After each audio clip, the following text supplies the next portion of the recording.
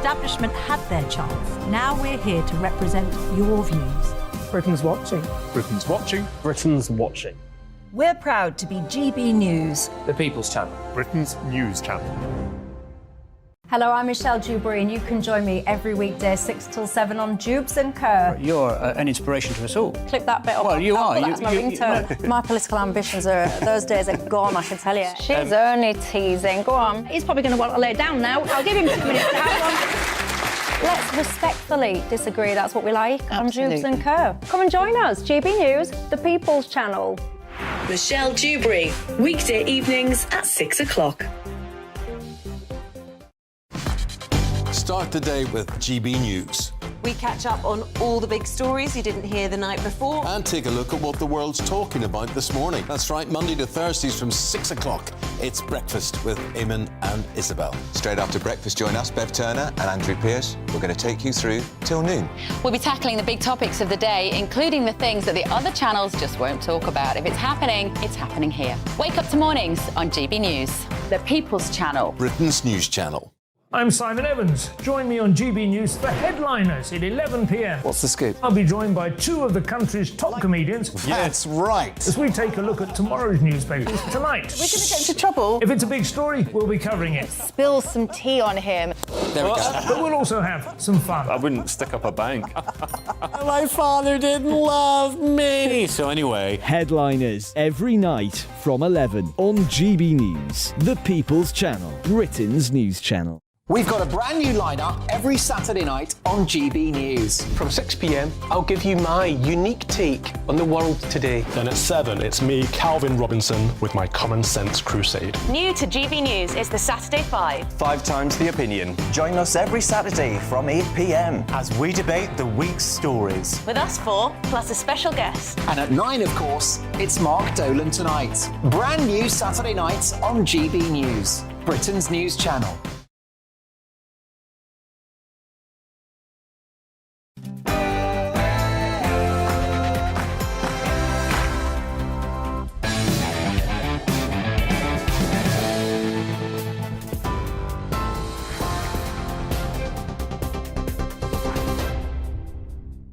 Hello there, welcome back. Good evening. I'm Bethany Elsey with your top stories from the GB newsroom. A funeral has been held for 2 British-Israeli sisters who were killed in an attack by Palestinians. Rina and Maya D, aged 15 and 20, were shot in their car near an Israeli settlement in the occupied West Bank on Friday. Their mother remains in a critical condition. Conflict has flared in the region during the rare crossover of Easter, Ramadan and Passover. Patients face unparalleled levels of disruption when junior doctors start a 4-day strike on Tuesday. That's the warning from NHS National Medical Director, Professor Stephen Powis. He says he's very concerned with hospitals facing nearly 100 hours without up to half of their medical workforce. The NHS Confederation says 250,000 appointments could be postponed. A new survey reveals more than 1 in 10 teachers have been physically assaulted by a student in the last year. The NASUWT union says teachers have been kicked, bitten and punched by pupils, whilst 1 in 4 have faced verbal abuse from a parent or carer. At the union's annual conference in Glasgow, members spoke about how they'd also been subjected to racism, sexual assault and homophobia. Thousands of expectant mothers will get a maternity allowance boost of 10.1%. The increase will see payments go up by £15.82 a week. It equates to around £617 over the 39 weeks that it can be claimed. The Department for Work and Pensions says the automatic increase will benefit around 40,000 parents this year. 4 people have been killed and several others injured in an avalanche in the French Alps. France's Interior Minister says the victims had been climbing the Armancette glacier near Mont Blanc. Rescue workers are continuing to search for further casualties. 8 people are not responding to calls and are believed to still be trapped under rubble after 2 residential buildings collapsed in Marseille. French authorities say an explosion caused the incident, but the cause is unknown. It sparked a fire that complicated rescue efforts. 5 people have been taken to hospital with serious injuries. 30 nearby buildings have also been evacuated. The King, Queen Consort and other senior royals have attended an Easter church service at Windsor Castle. It was held at St George's Chapel and was the first of Charles's reign. The occasion falls on the 2nd anniversary of Prince Philip's death. Both he and the late Queen have been laid to rest in the grounds of the chapel. You're up to date on TV, online, DAB+ radio and on TuneIn. This is GB News. Now it's time for Free Speech Nation.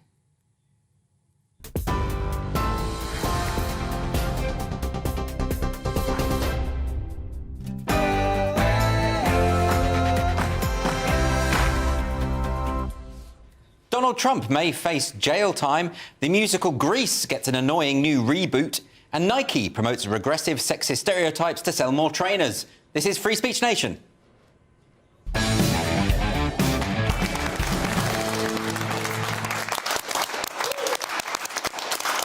Welcome to the show. So on tonight's show, I'm going to be talking to Heather Binning from the Women's Rights Network and therapist James Esses about the Equality Act and how the word sex ought to be clarified as meaning biological sex, as though it could mean anything else.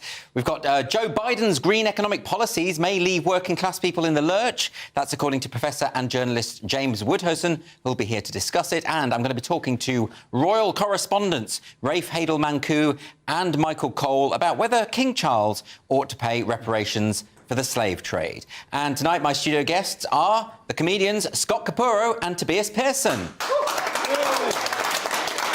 Welcome both. Happy Easter. Happy Easter. Did you get any eggs, Scott? No. I know. I know. I don't really know. All I wanted was a veal shank, which I did get. OK, but that's an interesting. It's very Italian, a bit of veal. Yeah. OK. Yeah, and pig's feet.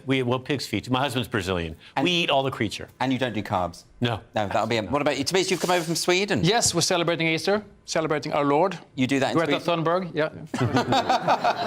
God love you. Sorry, I had to, yeah. You have to. You have to get one mention of her in every yes. show. You're contractually obliged. Anyway, we're going to get some audience questions to begin with. We got a question from Abdi. Where's Abdi? Oh, here. Hiya. Hi. Is one night with a porn star worth going to prison for? It's a bit of a risky question. Before the watershed, you would know. Yes. Anyway, but this, of course, relates to the $130,000 payment made by Donald Trump it was hush money, wasn't it, to Stormy Daniels, if it happened. Who knows? He says it didn't happen. He's accused of falsifying his business records. So this is an interesting one. Scott... Business, business in inverted commas, exactly. Now, the thing about this, I mean, you're American, you can speak on behalf of your people about this. Yeah. The truth is, though, a lot of people... I have a birth certificate to prove it. I have one. No, I know you do. I wasn't casting aspersions. No. But, you know, we've got people who are anti-Trump and pro-Trump. There seems to be a bit of a consensus that it's a bit of a weak case, right? Well, it's tax fraud he's being called out on, actually, because he made the payments through his lawyer and then declared it on his tax form as legal advice. God, I love that. But doesn't it hinge on whether this was a personal payment or to do with the campaign? Because that changes it from a misdemeanor to a felony. It doesn't. Also, he's saying that they never, that he just chatted with her, that they didn't do anything. That she's more of an exotic dancer and a companion. Which is creepy. That's the creepy part. If they banged, of course, it's Donald Trump. Of course he hires hookers. But no, instead, they just chatted and he drank Diet Coke. That makes me uncomfortable. She strikes me as the sort of person you would want to just have a conversation with, doesn't she? Yeah. You know, Stormy is enthralling. Talk about Nietzsche, philosophy. But then he labelled her as being horse-faced recently in the press, which I take, as a horse-faced person myself, I take very personally, and a former sex care worker, namaste. But I don't understand why he's declaring all this angst. Just say, look, yeah, it happened, and I paid. That's, you know, he gets away with everything. No, but even if he does that, I don't think the Democrats are going to let it go. I mean, like Alvin Bragg, the DA, he's wanting this for a long time. This is, I mean, I do feel like, you know, I'm no fan of Trump, but I do feel this feels like weaponizing the legal system a little bit. Yeah, it could be. I'm not sure. I mean, can I say that I think it happened or not? Not sure. Let's play it safe on that, because there's some litigious people. It might be a big mistake. Maybe Trump just said, right now I have a stormy relationship. Maybe it could have been that. Those, yeah. It could have been that, but I'm just interested in the where this is going to go, because the thing is, it has helped his opinion polls. It's putting him on the front page. That's all he wants, is to be talked about. That's all he wants, you know, and he's getting exactly what he requires to run. Well, this is going to be interesting, because later on I've got a former advisor to Hillary Clinton and also a former advisor to Trump going to be on the show talking about this and debating. That is going to be interesting. I think fireworks might fly. I think she visited the Trump Tower. I'm just saying. That's an interesting euphemistic way of putting it. Let's get another question now from Stephanie. Where is Stephanie? Hi, Stephanie. Wouldn't female sports stars make great brand ambassadors for Nike? Yeah. We do say Nike, not Nike. I used to say Nike, but I think it's Nike. So they've basically caused this big outrage because they have hired Dylan Mulvaney, who, you'll know Dylan Mulvaney because he's got this kind of 30 Days of Girlhood thing. He sort of records his transition into girlhood by sort of being very ditzy and falling over a lot and that kind of thing. And Nike have basically said, can you sell our women's sports bras and leggings? And this is what he's done. Let's have a look at the video.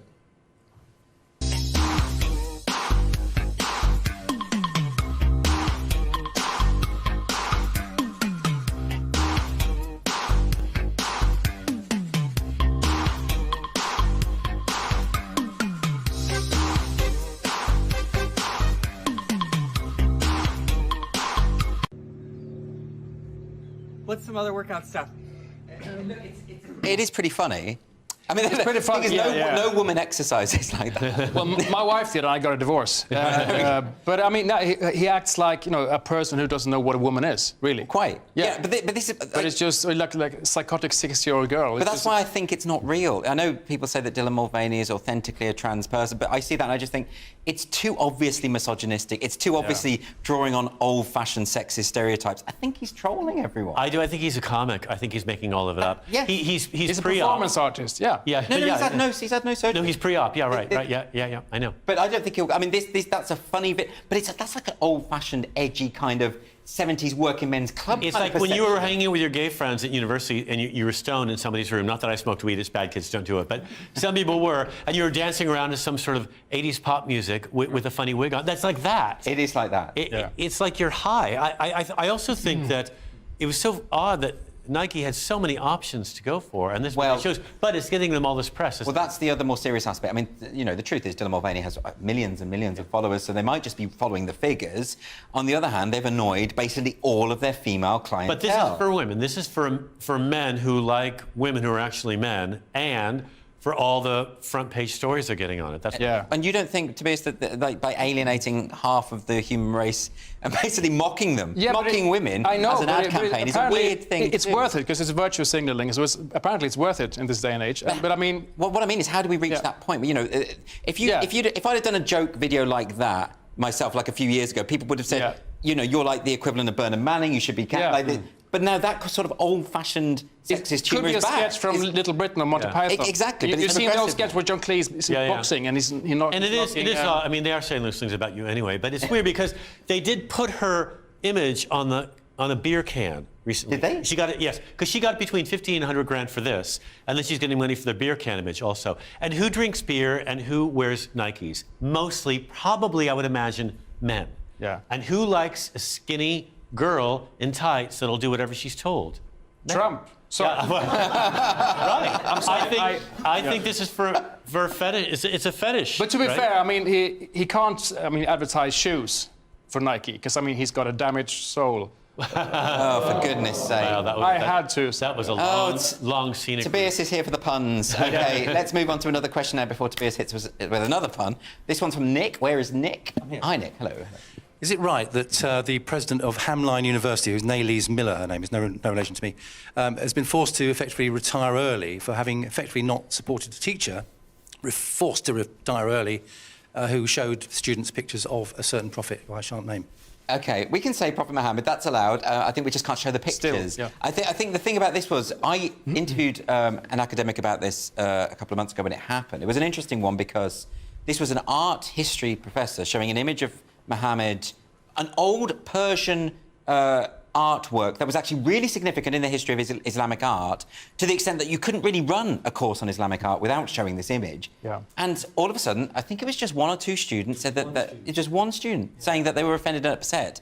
But That's I would all it say takes, one student with Instagram and it's off. That's it. But I would say don't take the course in Islamic art if you don't want to look at Islamic art. And don't go to a university called Hamline, because it's ham and they don't eat ham. So actually, you're right. It's an Islamophobic university I'm offended by that. But I mean, isn't this about academic freedom, Scott? You know, surely...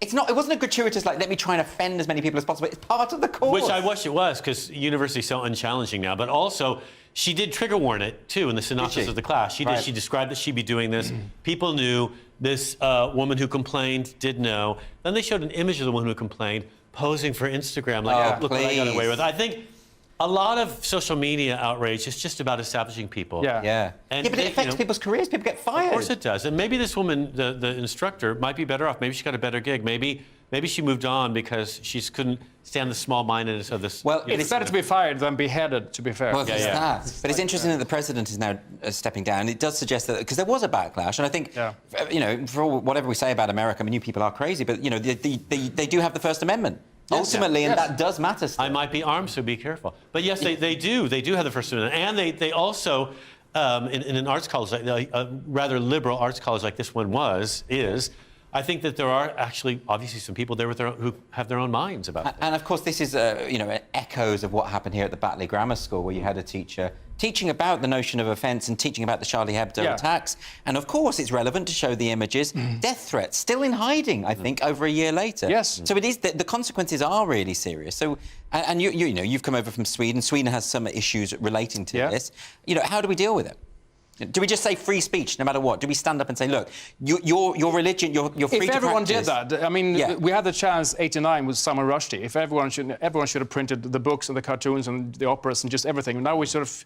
Everyone's afraid now. And even Richard Dawkins, I saw an interview recently when he sort of, I don't want to talk about this, which is very scary. So you're right, you're right. If more people just came out and sort of said... Yeah, but we have to do it at the same time. Because, of course, we all support religious freedom. People should be able to... But you don't get to have your religion ring-fenced for mockery or criticism. That's not how it works in a free... The problem with Muhammad is he's, you know... Careful.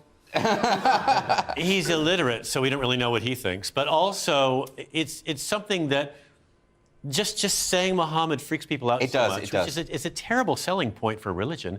You want to make it a bit more sparkly for the kids, don't you? It's a little bit patronising. They could slim down Muhammad, if you ask me. For goodness. Well, I'm just saying. I think heavy on can't we get Dylan Mulvaney and Islam to sort of do some wouldn't that be great? I think you're asking for problems right Dylan there. Muhammad. See, we've already done it. We've branded it perfectly. We've solved it, have we? I just think a lot of this is very patronising to Muslims as well. Of course. This idea that, Muslim people can't take a joke or can't take criticism, that's not true. No. It's a very, very small minority of really reactionary people within that group. It's the same with every religion. There's a small group within Catholicism, believe me.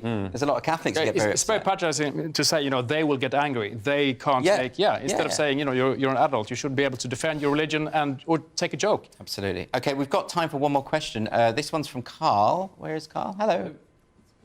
So tell me more. Do we need a woke remake of Grease? Oh, you know, I came across this the other night because I was looking through... It's on Paramount Plus, and I saw it. And you saw an episode? No, I didn't watch it. No, I saw it. I thought, I'm not watching that. I watched Scream 5 instead, which was appalling. Of course you don't. No, worst film I've ever seen. But the thing is, so this is Grease Grease is effectively rebooted. It's sort of like a backstory with... But they've changed it so that it's more multicultural. I think one of the characters is non-binary. It's all about racial identity. I think they sing a song about white supremacy. Sounds exciting. I just have to say... This stuff is so boring. Yeah. Like it's just tedious now. The group identity thing, it was radical back in the 60s and 70s when you had, like, the Wiz, you had an all-black Wizard of Oz. That was radical and different and exciting. Yeah. This kind of stuff now is just tedious because everyone's doing it. I know. Why don't they just stop preaching? They have to remake... Start your own show. Why do you always have to remake stuff that we love? And so we have to do this new version. To be fair, I've never seen Grease. I've only ever seen Grease 2. You haven't seen Grease? What? I know did you hear that? That's offensive. That shudder of horror really from how could you? I've seen it so... Well, you know, I love Grease. I think it's great. Olivia Newton-John's a bit too old for it, but it's fine otherwise. But was she supposed to be a teenager? She was, and she was 72 years old. But I saw the prequel. It's a prequel, isn't it? It's 1954, the series, and I watched the clips today, about 7 minutes of clips online. I liked it. It's just it's from the women's the four gals perspectives, and the music looked fun, and there was still the male football team. A lot of guys are in it. It's fine. The non-binary person is just a tomboy. There's always a tomboy in a musical. Hello, West Side Story. So of course. I think it looks like it could be, and it's American. They've got a lot of money. They're throwing cash at it. That's a good example. With the West Side Story, they redid it. Spielberg redid it and made the character of Anybody's a trans character, and that defeats the purpose. The whole point is that the men in the jets won't let her in because she's a girl. That's kind of fundamental to that. No, the Spielberg film was garbage, but this looks like it could be a joy. And all the music's new. They're not recycling old music. But the songs are too long, you know. You better step up. I need a man, woman, transsexual, lesbian. Yeah. Take a while. You're They've right. actually renamed a dance called Black Jives Matter. So, Oh, wow. Tobias, I'm going to put a stop to this. I'm sorry I invited him. OK, still to come on Free Speech Nation, the Equality Secretary is going to clarify the meaning of the word sex in the 2010 Equality Act, specifically to refer to biological sex. But is there any other kind? See you in a few moments.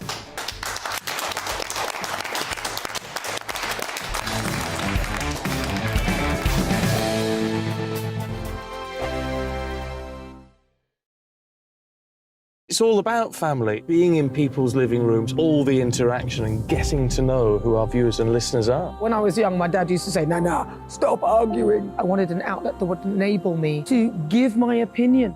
People are going through a really hard time right now, and I know that you don't feel like you're being listened to by the establishment. I came to GB News because it's the people's channel and I want the audience to have their say on the events of the day. We're dynamic. We do something different. Democracy shows that the wisdom of the nation is in its people.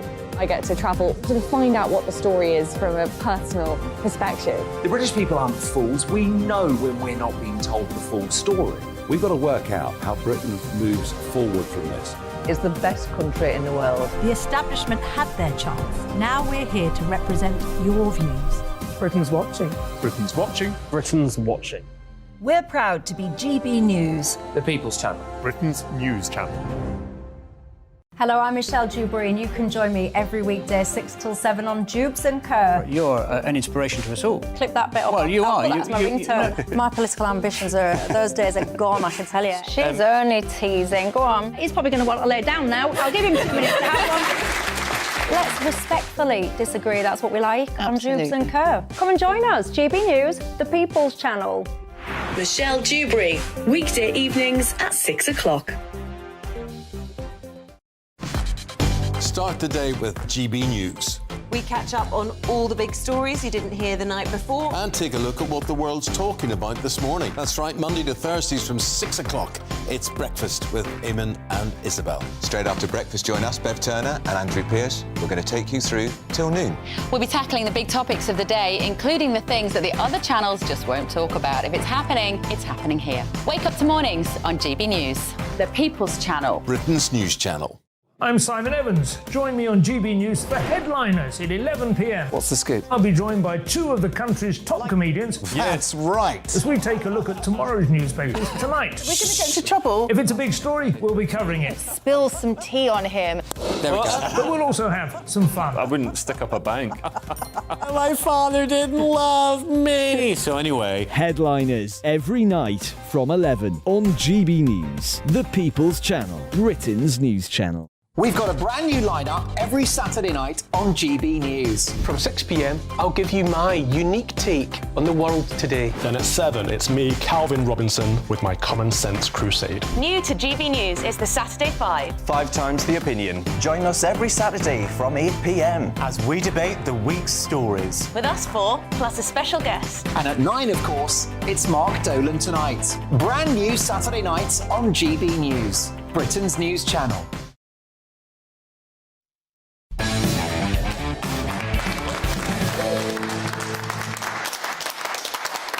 Welcome back to Free Speech Nation with me, Andrew Doyle.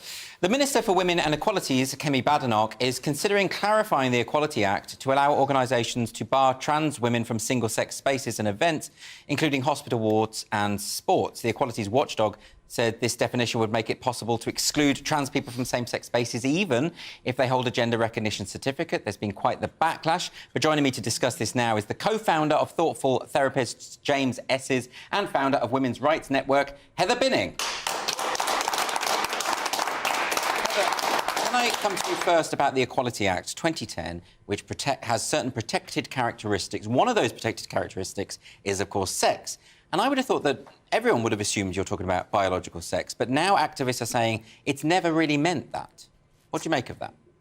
Well, it's upside down. That's what I make of it. When the Act was first brought in, it was clear to everybody that that's what sex meant, and that's why there was no need for any further definition of what the meanings were. It was assumed by everyone in society that it meant biological sex. And then, since then, of course, we've had the growth of gender ideology and the idea that, from some people, that men can become women and therefore should be should be covered under the protected characteristic of sex as women. Now, does that mean, though, that if you accept that sort of revised definition of sex that gender ideologues want us to accept, that effectively you can't have female-only spaces by law? No, you can't. You're allowed, at the moment, the Act allows you to have sex-specific spaces where there is a need. It doesn't say you must have them, but it allows you to have them if a business or a service provider has a need to provide single-sex services, like in care, for instance. Yes. That is, it's vital. Well, my own mother had a young man turn up to give her intimate care one day. Fortunately, I was there and was able to turn away. That was just a man. He wasn't pretending to be anything other than a man. So the idea of self-ID combined with anybody can be, then it gives no meaning to sex-specific spaces. So, James, can I bring you in on this? Because there has been for a while this legal fiction that when people have a gender recognition certificate, they are treated in the law as though they were the opposite sex, even though nobody was ever seriously suggesting that they've actually changed sex, because human beings can't change sex. So this complicates matters a little bit, doesn't it? Because where does that leave those individuals? Well, legal fiction is the correct word. You know, we've got the Gender Recognition Act, which allows people to legally change their sex for the purposes of legal documents, etc. But the difficulty we've got is that man-made laws vary from country to country, depending on the government of the day. But laws of science, laws of nature are universal. Sex is binary. Sex is immutable. You cannot change sex. And as a result of this, we need to protect same-sex spaces, same-sex rights. But actually what we've seen, and Heather touched upon this, is a dilution, an erosion of these. And we've seen this culminating in Scotland, where they attempted to push through this dreadful legislation in which someone on a whim can decide that they're the other sex. But I think it's crucial to understand that as part of these proposed changes, we will not be taking away safeguards from trans people. There's a protected characteristic of gender reassignment. Nobody's proposing to do anything with that. So it means that if somebody is discriminated against or harassed or victimised because they have reassigned their gender, they will still be protected. So the types of criticism levelled at these proposals is completely unfounded. That's a really important point, though, isn't it, Heather? Because, you know, I've spoken to people, I've had people online tell me, trans activists, or just trans people, saying that all they want is the right to use the toilet facilities that they feel most closely accord with their sense of who they are, and that they have been doing so for many years before all the kind of debates stirred up. Do they not have a point? Well, I take issue, first of all, with the idea, and one of the fundamental things about this problem is when we're told that they've been doing this for years. If you're in a toilet as a female in a toilet and a man comes in, no matter how they're dressed, you are not going to challenge that man. Women don't. Women, they go through their lives with their keys between their fingers, watching over their backs, walking on the side of the street with the light on, because it's inbuilt in us that we are at risk, we are at danger. And so you're not going to start an argument or a fight with somebody who is ideally a man and tell them no, unless you've got, you know, good backing there. Yeah. And it's fundamental to the problem here, and I think so many men don't understand that that's something that women have suffered from through the ages, and having safe sex space is such a relief if you are feeling at all vulnerable. It's to have somewhere to go. And there are women that are far less vulnerable than I am, and I'm fighting to, you know, in hospitals, for instance, in care homes and in prisons.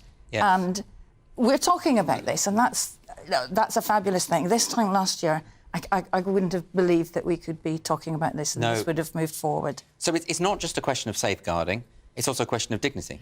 Absolutely. Yeah. Because with the safeguarding issue, a lot of people don't understand, I think.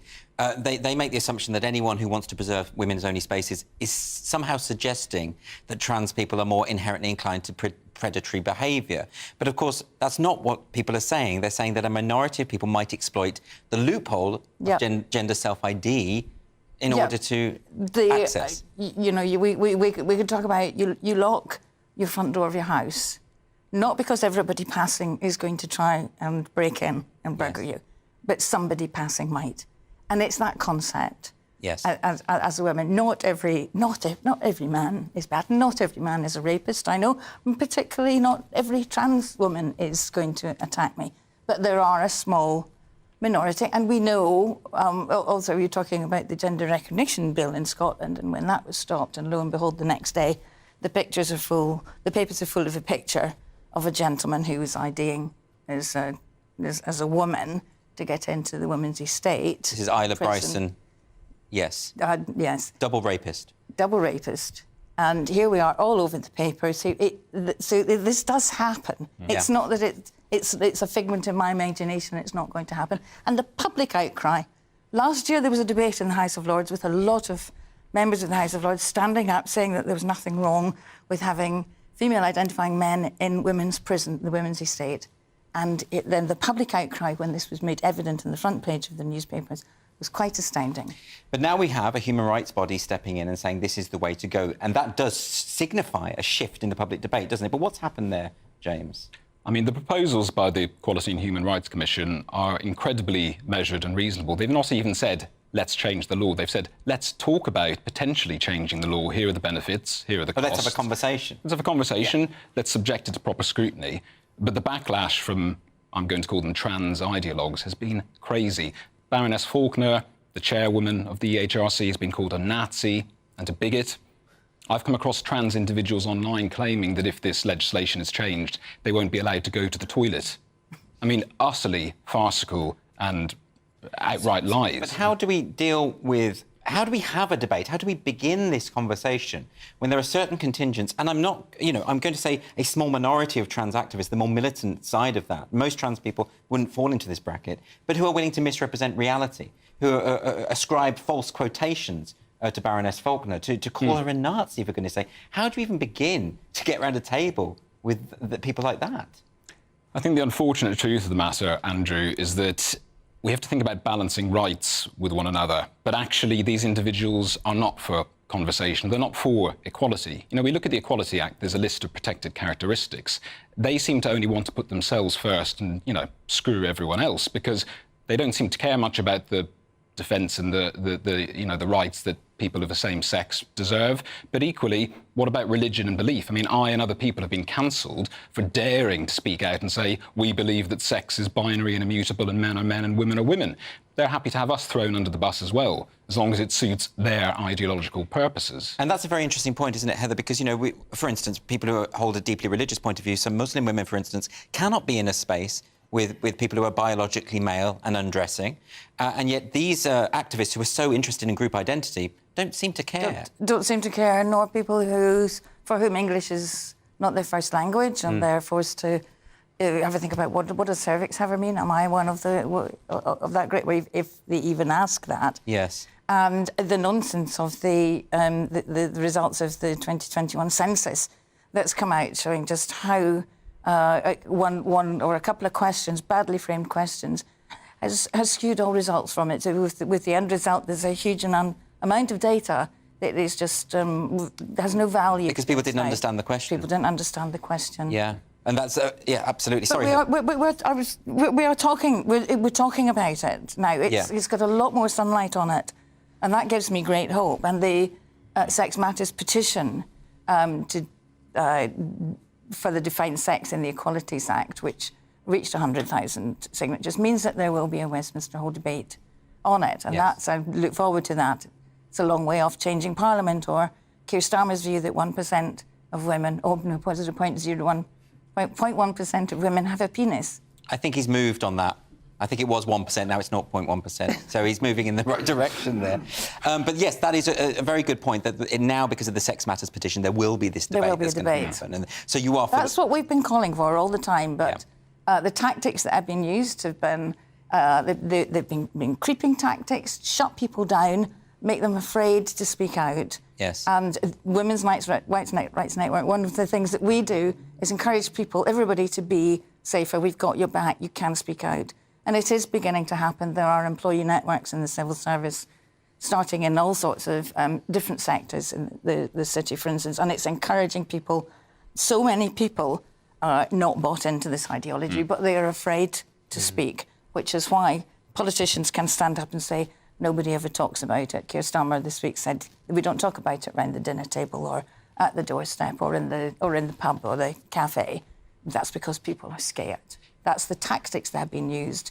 No debate, therefore we'll shut you up, we'll get, you'll lose your job, you'll lose your family. We don't have much time, James, but finally on that point that Heather raises, which I think is a very important point, is the intimidation, the fear. You've had many, many attacks because of your stance on gender ideology. What advice can you give to people when it comes to these intimidatory tactics? I mean, look, it's horrible. As a Jewish man, I'm being called a Nazi, I'm being sent death threats and all the rest of it. That's unfortunately the norm these days. What I would say is you have to speak out. I mean, these issues are far too important. We're talking about free speech, women's rights, and most importantly for me, child safeguarding. Nothing else can come before that. And so I beg people to take the hit, actually, if needs be. They'll have support. I and others are here to support people, but, the stakes are far too high to stay silent.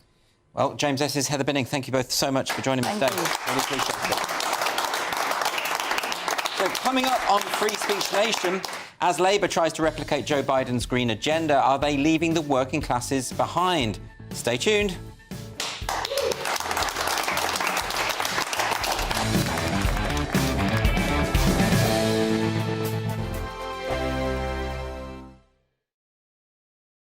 I joined GB News because I was sick and tired of not hearing my views being represented, not just mine, but so many people that I knew and spoke to. I just couldn't get my voice out there. I couldn't say anything, I couldn't do anything. Whatever the narrative was, I kind of had to follow it. GB News is there to provide a voice for those who have been ignored by the establishment media. We think different things, we've got a different style. GB News is here to be optimistic and positive about the future. It's real kind of dynamic and flowing, with the audience very much at the heart of it, like a big family. Here at GB News, we talk about the things that matter to you. Hearing the voices from right across our towns and cities, especially our towns. All sides of the argument represented with a heavy dose of opinion. We're on a mission here to make a difference. And the GB News family really is here for you, and whatever time of day you can watch or listen. Britain's watching. Britain's watching. We're proud to be GB News. The People's Channel. Britain's news channel. Westminster is going around in ever-decreasing circles, followed by the media. Britain is broken. How on earth did we get into this mess? But more importantly, how do we get out of it? Join me at 7 p.m, Mondays to Thursdays on Farage, here on GB News. We will have open, rational debate. We've got to work out how Britain moves forward from this. Join us here on GB News, the People's Channel. Britain is watching. You've probably seen politicians interviewed 1,000 times, but we do it differently. We find out who they really are, we don't shout, we chat, and hopefully we bring a bit of light, not just heat. Did you know Kate Moss? Apparently. Do you have a pair of jeans or a pair of jeans? No, of course I don't. What would I do with them? My friends are like, oh my God, what's she doing now? Join me every Sunday at 6 for Gloria Meets, only on GB News, the People's Channel, Britain's news channel. I'm Jacob Rees-Mogg, the Member of Parliament for North East Somerset and a former government minister. For years, I've walked the corridors of power in both Westminster and the City of London. I campaigned in the largest democratic vote in our island story. I know this country has so much to be proud of. We need to have the arguments, the discussions on how we make it better. The wisdom of the nation is in its people. Vox Populi, Vox Dei. That's why I'm joining the People's Channel. Join me Monday to Thursday at 8 p.m. on GB News, Britain's news channel. I'm Mark White. As GB News Home and Security Editor, I cover those key issues that are so important to you. Our authorities, our communities doing all they can to combat violent crime. With the public services under unbearable strain, why are we still failing to control our borders? Defence, the first priority of any government, has been continually hollowed out. Can we trust our politicians to protect the armed forces? Join me, Mark White, on GB News.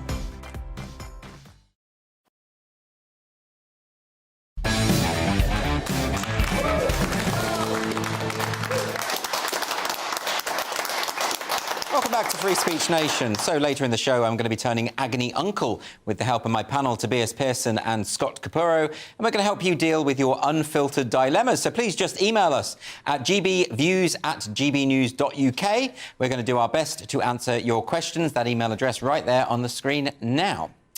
The IRA, that is the Inflationary Reduction Act, is Joe Biden's flagship economic policy in the US. It heavily subsidises so-called green industries, but many see it as a protectionist racket that will only benefit big business and the already well-off. But Ed Miliband disagrees, calling it a paragon of green policy, and he's pushing for Labour to try and emulate aspects of Biden's bill. So joining me to discuss Labour's green proposals is a visiting professor at South Bank University, James Woodhousen. James, welcome to the show. So let's talk about this. Ed Miliband, Shadow Net Zero Secretary, is now following in the lead of the Biden administration.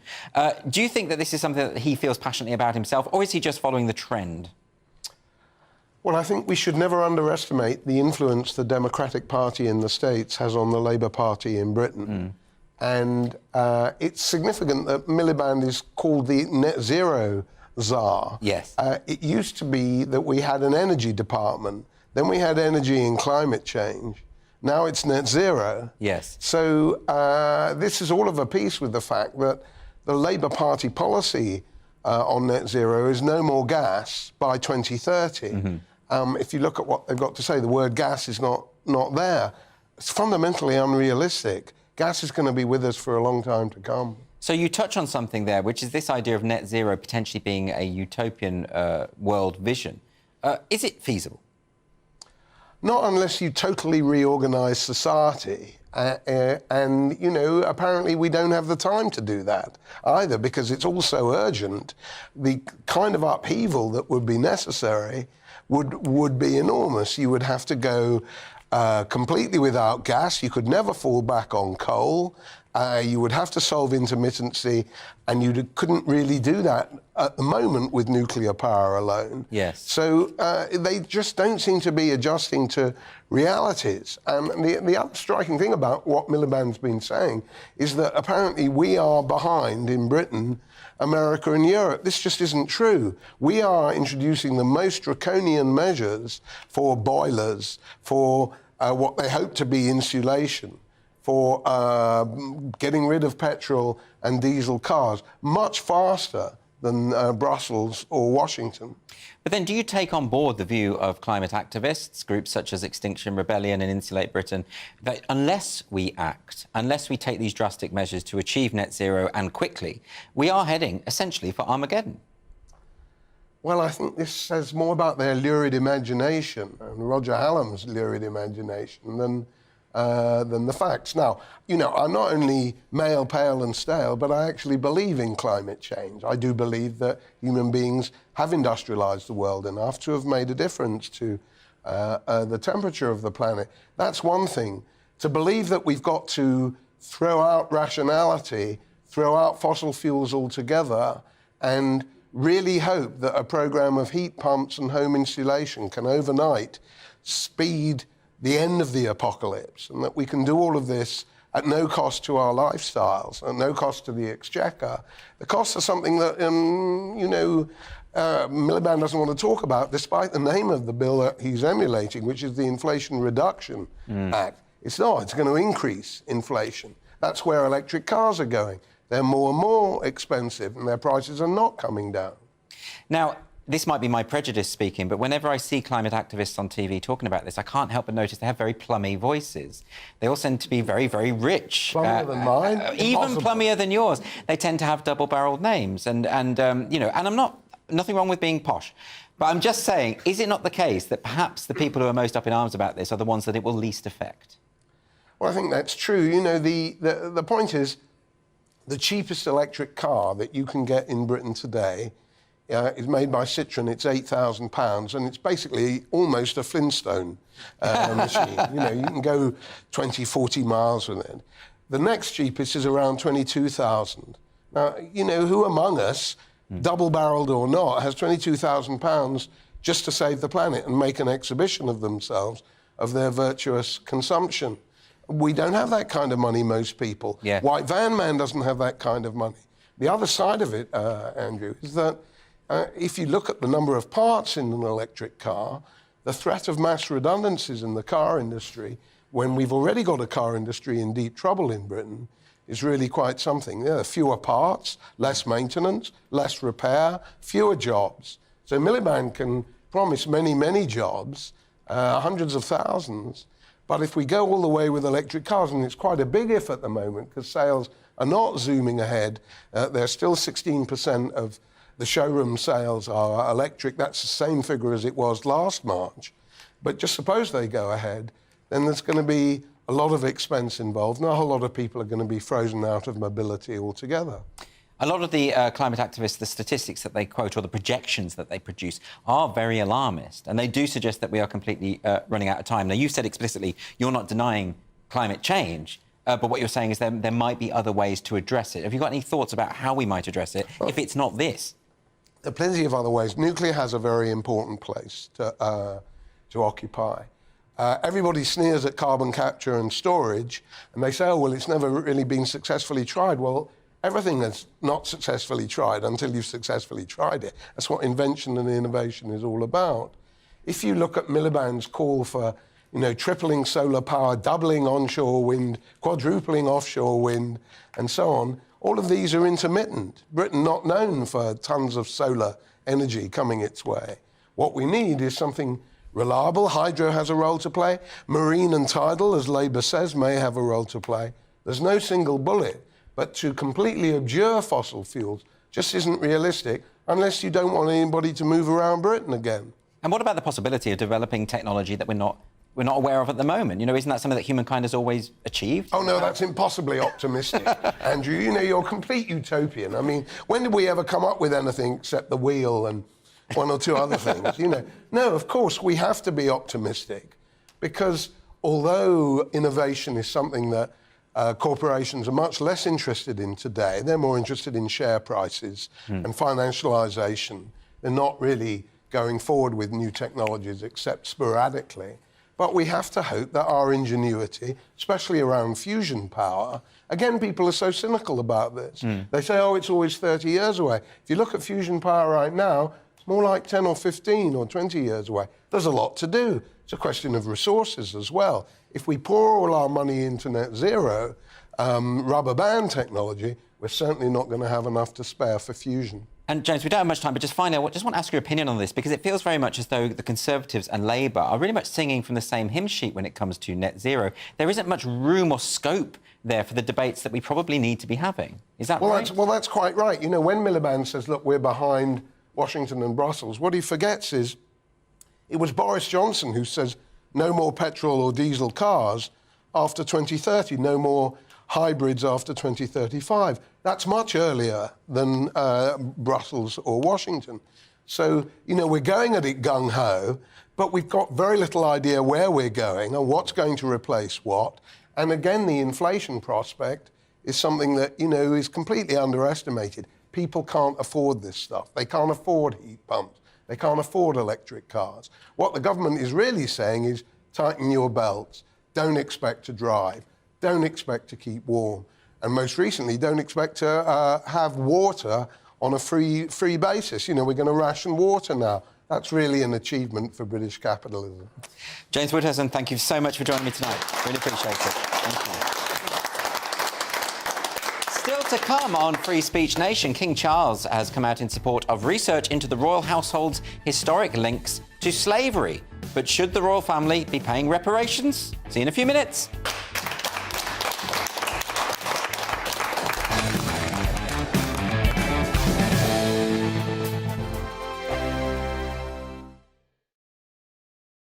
Monday to Thursday nights on GB News. At 6, it's Dubes & Co. 7 o'clock, Farage. At 8, join Jacob Rees-Mogg. And at 9, Dan Wootton Tonight, followed by Headliners. On TV, radio and online. This is GB News. First and foremost, I am a GB News fan, and I was before I was working here. Just love the fact that we're asking the questions that a lot of establishment media won't ask. With a bit of a twist, we not only want to inform you, but we want to keep you entertained. It's worth the drive because you get in and the team's all ready and waiting, they're itching to go, and it's a proper little family. GB News is the People's Channel. It's the audience that makes the programme sing. We're giving our viewers and our listeners a voice. I see the thousands of your letters, tweets, emails, you name it, coming in. Britain is broken. How on earth did we get into this mess? But more importantly, how do we get out of it? The establishment had their chance. Now we're here to represent you. It's time for something different. It's time for GB News. I'm very patriotic. I believe in Britain. Our best days lie ahead. Britain's watching. Britain's watching. Join us here on GB News. The People's Channel. Britain's news channel. Join me, Patrick Christie's, Monday to Friday, 3 till 6. We tackle the day's news agenda like you've never seen before. It's high tempo, high octane, the most controversial topics, and the best guests. You will not be able to take your eyes and ears off it. I'm not afraid to ask the questions that you really want answered. 3 till 6 p.m, Monday to Friday on GB News, the People's Channel, Britain's news channel. GB News has its own late-night paper preview show, Headliners, where comedians take you through the next day's top news stories. You don't have to bother reading the newspaper, we've got it covered for you. Headliners, every night at 11 p.m, and repeated every morning at 5 a.m. We won't send you to sleep like some of the other paper review shows out there. GB News, the People's Channel, Britain's news channel. Join me, Camilla Tominey, on Sunday mornings from 9:30, taking the politicians to task and breaking out of SW1 to see how their decisions are affecting you across the UK. Bursting the Westminster bubble every Sunday morning, only on GB News, the People's Channel. Britain's watching. I'm Michael Portillo. Join me on GB News on a Sunday morning for topical discussion, debate, arts and culture, and sometimes even ethical dilemmas. I don't always agree with you, Michael. Michael Portillo, Sundays on GB News, the People's Channel, Britain's news channel. I'm Andrew Doyle. Join me at 7 o'clock every Sunday night for Free Speech Nation, the show where I tackle the week's biggest stories in politics and current affairs with the help of my 2 comedian panellists and a variety of special guests. Free Speech Nation, Sunday nights from 7 on GB News, the People's Channel, Britain's news channel.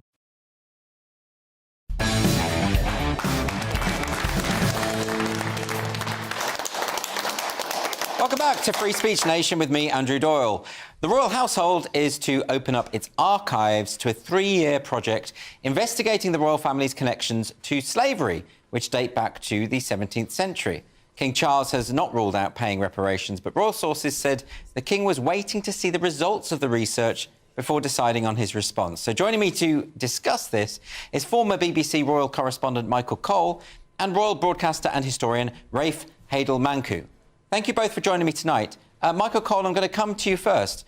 This is a new study that's being opened up. We've always known, of course, that the royal family, like all aristocrats from many centuries ago, did either have ties to the slave trade or certainly supported it. Do you think that there is something that the royal family should be addressing at this time? Well, I, as a journalist, am fully in favour of disclosure, and this investigation is going to be done by the University of Manchester.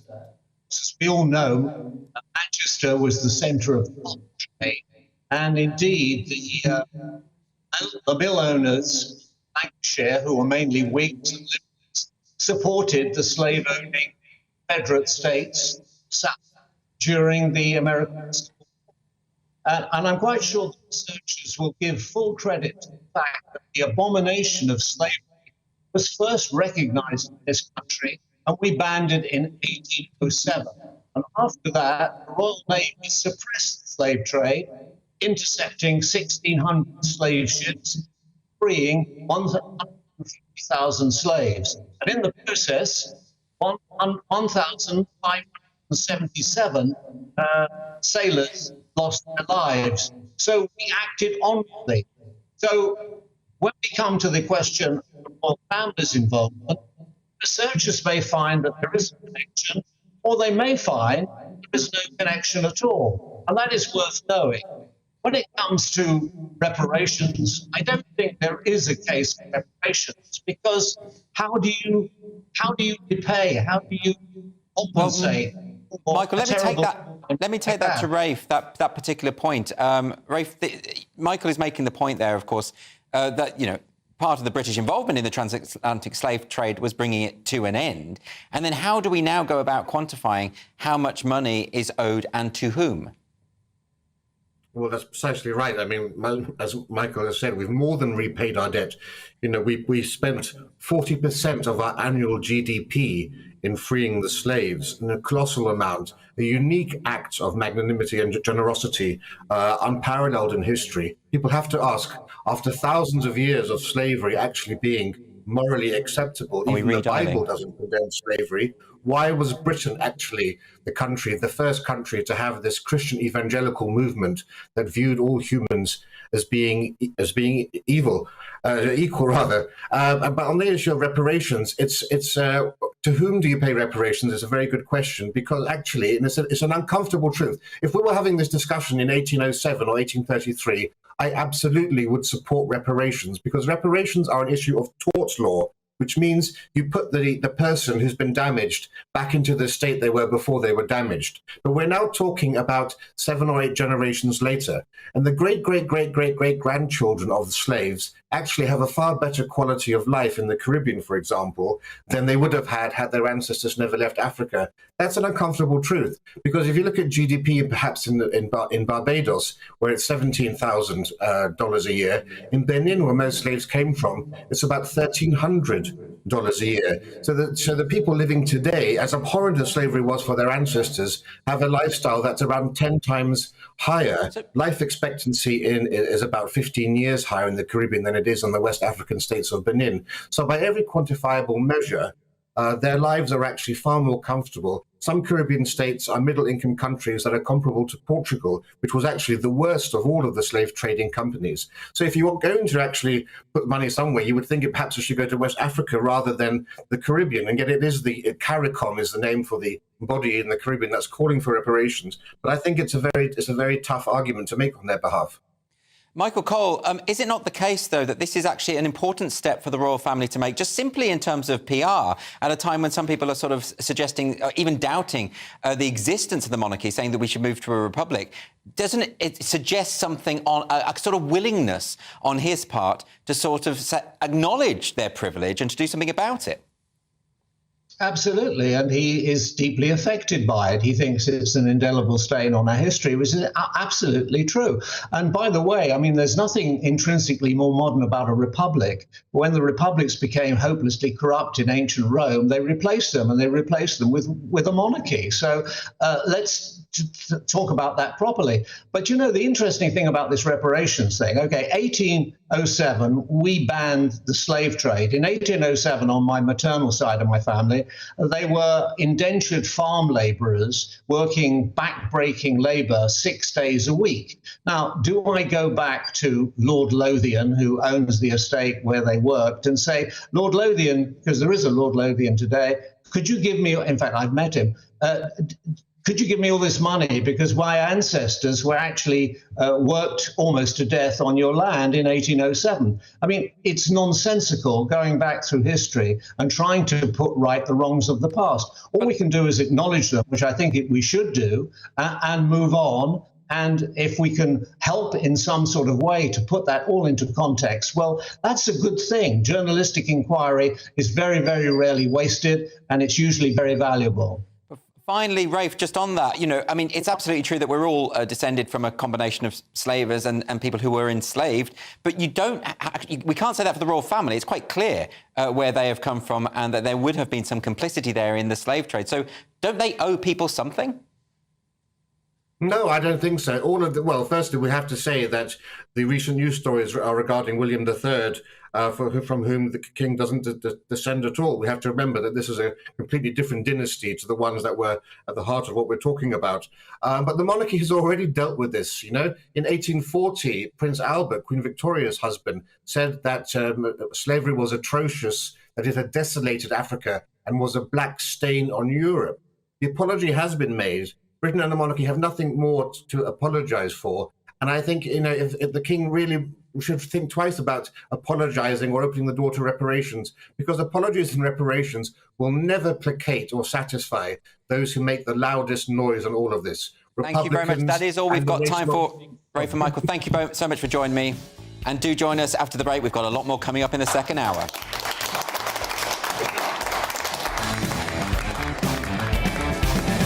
It's all about family, being in people's living rooms, all the interaction and getting to know who our viewers and listeners are. When I was young, my dad used to say, no, stop arguing. I wanted an outlet that would enable me to give my opinion. People are going through a really hard time right now, and I know that you don't feel like you're being listened to by the establishment. I came to GB News because it's the People's Channel, and I want the audience to have their say on the events of the day. We're dynamic. We do something different. Democracy shows that the wisdom of the nation is in its people. I get to travel to find out what the story is from a personal perspective. The British people aren't fools. We know when we're not being told the full story. We've got to work out how Britain moves forward from this. It's the best country in the world. The establishment had their chance. Now we're here to represent your views. Britain's watching. Britain's watching. Britain's watching. We're proud to be GB News. The People's Channel. Britain's news channel. Hello, I'm Michelle Dewberry, and you can join me every weekday 6 till 7 on Jubes and Co. You're an inspiration to us all. Clip that bit up. Well, you are. That's my ringtone. My political ambitions those days are gone, I can tell you. She's only teasing. Go on. He's probably going to want to lay down now. I'll give him 2 minutes to have one. Let's respectfully disagree. That's what we like on Jubes and Co. Come and join us. GB News, the People's Channel. Michelle Dewberry, weekday evenings at 6 o'clock. Start the day with GB News. We catch up on all the big stories you didn't hear the night before. And take a look at what the world's talking about this morning. That's right, Monday to Thursdays from 6 o'clock. It's Breakfast with Eamon and Isabel. Straight after breakfast, join us, Bev Turner and Andrew Pearce. We're going to take you through till noon.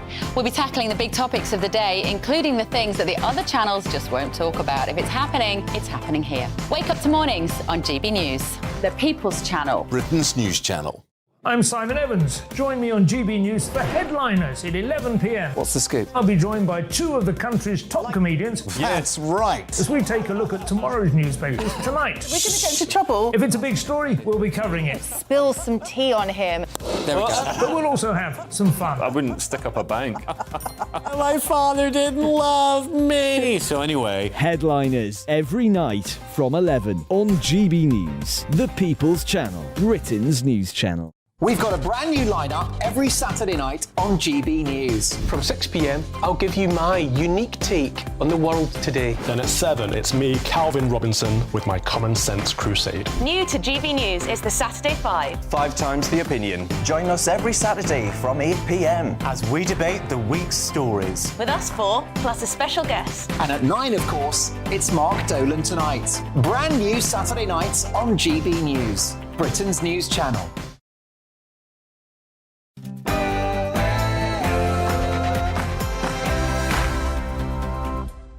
There's plenty more still to come on Free Speech Nation this week, including a debate about Trump's indictment and more questions from our lovely studio audience. But let's get a news update first from Bethany Elsey.